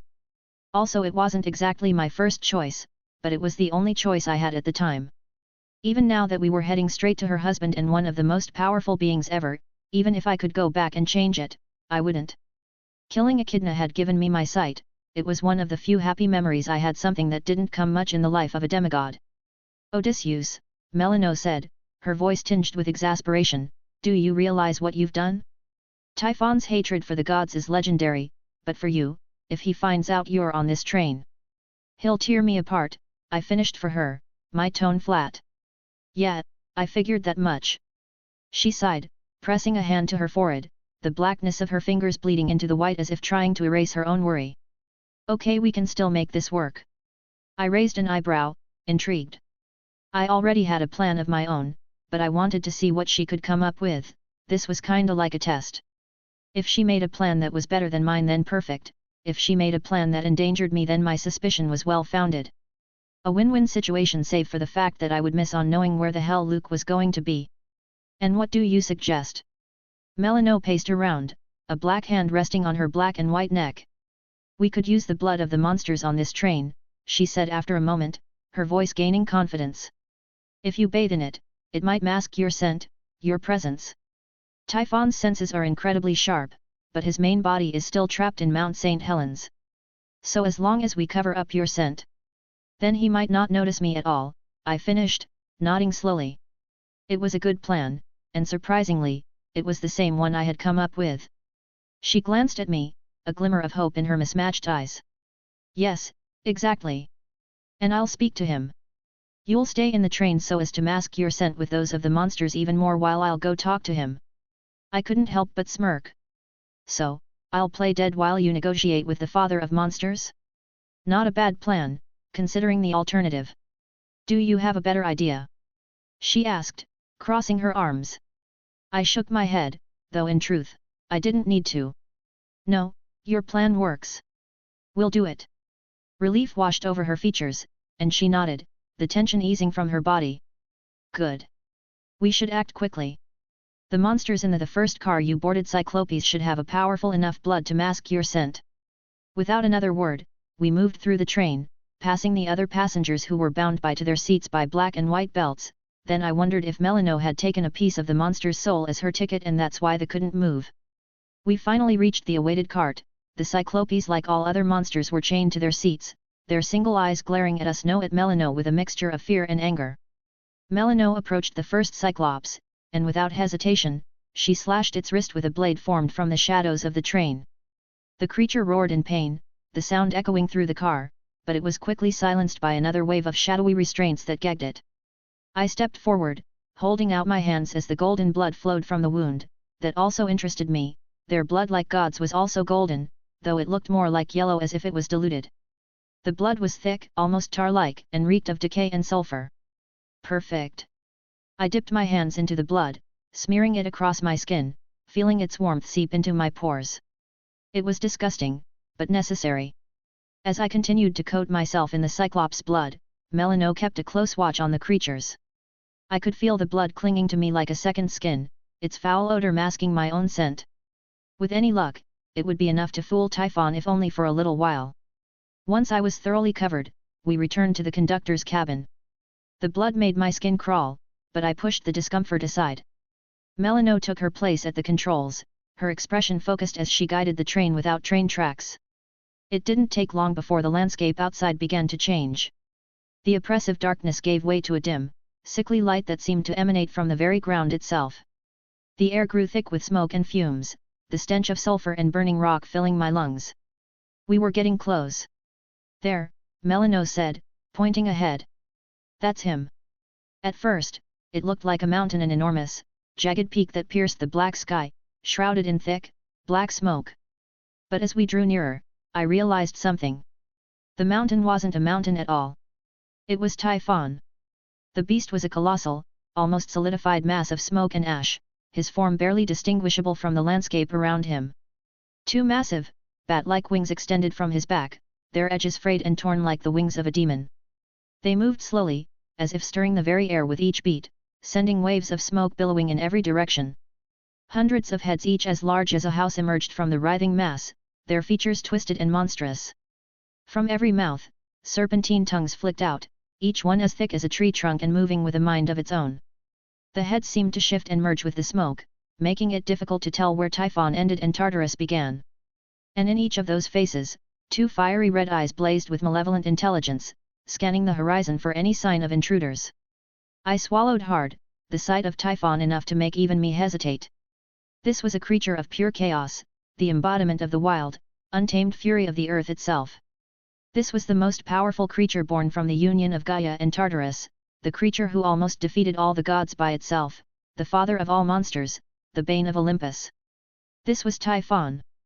Chapter 100, Nature and Thunder.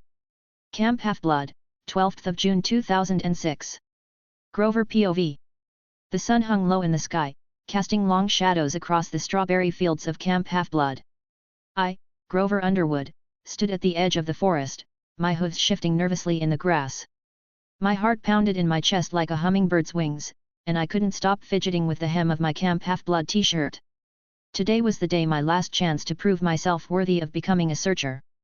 As I made my way towards the Council of Cloven Elders, memories of my past failures threatened to overwhelm me. The image of Thalia's pine tree standing sentinel at the camp's borders was a constant reminder of my greatest mistake. But now, with Percy Jackson safely at camp, I had a shot at redemption. The clearing where the council met was eerily quiet. 3 wooden thrones stood in a semicircle around a stone table, each carved with intricate designs of vines and leaves. The air felt thick with anticipation, and I could sense the eyes of hidden dryads watching from the surrounding trees. Their whispers rustled through the leaves like a gentle breeze, but I knew their gossip could spread like wildfire. "Grover Underwood, come forward," a stern voice called out, cutting through the silence. Taking a deep breath, I stepped into the clearing. The 3 elders Linus, Manos, and Silenus sat regally on their tree stumps, their eyes boring into me. I felt like a rabbit caught in the gaze of 3 very hungry wolves. Linus, the center elder with a beard that seemed to have a life of its own, spoke first. "So, Grover," he began, his voice dripping with barely concealed disdain, "it seems you've brought a camper back to camp, and another child of the big 3, no less. How fortunate you are." I opened my mouth to respond, but quickly thought better of it. My tendency to bleat when nervous would only hurt my case. Instead, I nodded solemnly, trying to project an air of confidence I definitely didn't feel. Manos, the elder to the right with eyes that seemed to see right through me, continued. "At least this one arrived alive," he mused, stroking his chin thoughtfully. Though we have a few questions for you. After all, we've heard some interesting rumors. And since your last failure has been somewhat rectified, things are looking up for you. For now. I nodded again, a bead of sweat rolling down my temple. The weight of their scrutiny was almost unbearable. Silenus, the left elder who had been silent until now, suddenly leaned forward. His eyes narrowed as he asked, "But we've also heard that you had to be carried by your demigod over the camp line. If Odysseus hadn't shown up when he did, would you have lost the son of the seas as well?" The question hit me like a punch to the gut. How could I answer that? Everything they said was true. If Ozzy hadn't appeared. I shuddered at the thought. Deep down, I had a feeling that Percy and I would have been okay, but a feeling wasn't enough. Not here, not now. Steeling myself, I finally spoke.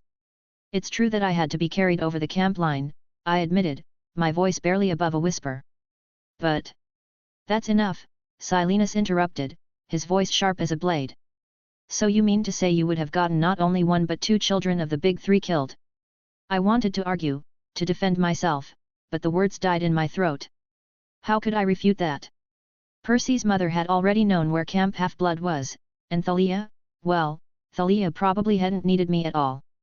But I needed this. I needed to become a searcher more than I'd ever needed anything in my life. Elders, I stammered, my resolve crumbling. I protected them to the best of my ability. That's all I can say." The three elders exchanged glances, then huddled together, speaking in hushed tones. I strained my ears, trying to catch any hint of their decision, but their words were lost to me. The wait seemed to stretch on for an eternity, each second feeling like an hour. Finally, they turned back to face me. Linus cleared his throat, his expression unreadable. "This council has decided," he began, and I held my breath, "to grant you your license.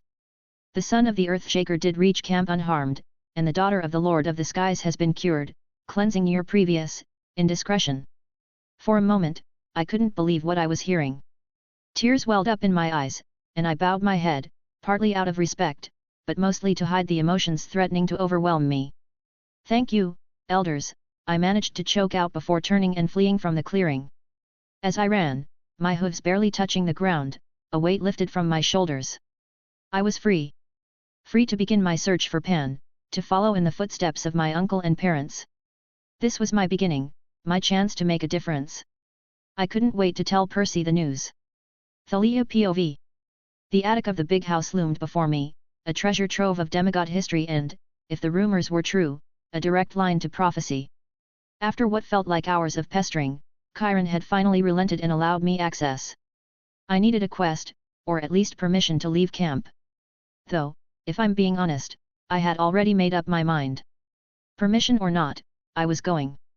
As I climbed the creaky stairs, the musty smell of age and forgotten relics filled my nostrils. Pushing open the trap door, I emerged into a room that seemed frozen in time. Dust motes danced in the shafts of sunlight that managed to penetrate the grimy windows, illuminating a bizarre collection of artifacts. My eyes darted from one strange object to another. Pickled heads of various monsters floated in murky jars, their expressions frozen in eternal snarls. A pair of pants lay draped over a broken celestial bronze sword, its fabric shimmering with an otherworldly beauty. A stuffed hydra head hung on the wall. As I wandered through this museum of mythological oddities, something caught my eye. A golden pelt hung from a peg on the wall, its metallic fur gleaming despite the dim light. Curiosity got the better of me, and I reached out to touch it. The moment my fingers brushed against the soft yet unyielding material, the pelt began to shift and change. Before I knew it, I was wearing a leather jacket that seemed to be made of pure gold. It was undeniably cool, but there was one major problem: it was way too bright. The jacket practically glowed, making me feel like a walking disco ball. With a rueful smile, I slipped it off and hung it back up. My own jacket might not be magical, but at least it didn't make me look like I was trying to signal planes. Turning away from the pelt, I came face to face with something that made my blood run cold. There, sitting on a three-legged stool, was the Oracle. Or what was left of her, anyway. The mummified corpse of a young woman stared at me with empty eye sockets, her mouth hanging open in a silent scream. "Damn, Oracle," I muttered, trying to calm my racing heart. That was a jump scare and a half. Before I could recover from the shock, green smoke began to pour from the Oracle's mouth. It coiled and twisted in the air before me, forming shapes that slowly came into focus. Two figures appeared in the misty vision, a woman and a boy. The woman was unlike anyone I had ever seen. Her entire being seemed to be split down the middle, one half pitch black, the other stark white. This dichotomy extended to every part of her, her clothes, her hair, even her eyes. But it was the boy next to her that truly caught my attention. Even without the missing fingers and the Greek helmet tattoo, I would have recognized him anywhere. It was Ozzy. What threw me off was the state he was in. Ozzy was covered in what looked like yellow blood, the viscous liquid dripping from his clothes and skin. Despite this, he seemed to be engaged in conversation with the strange woman, as if chatting while drenched in alien blood was perfectly normal. As I tried to make sense of what I was seeing, Ozzy's mouth opened, but the voice that emerged was not his own. It was ancient, powerful, and sent shivers down my spine. 4 souls embark to the west. For darkness child, will fail his quest. The strange woman then spoke, her voice a blend of harmony and discord. Water, wisdom, nature, and thunder. Seek wind to heal the world asunder. Ozzy's voice returned, completing the prophecy. To fix a rift from long ago. They race as end times start to grow. As quickly as it had appeared, the vision dissipated, leaving me alone once more in the dusty attic. My mind raced, trying to process what I had just witnessed. 4 souls, water, wisdom, nature, and thunder.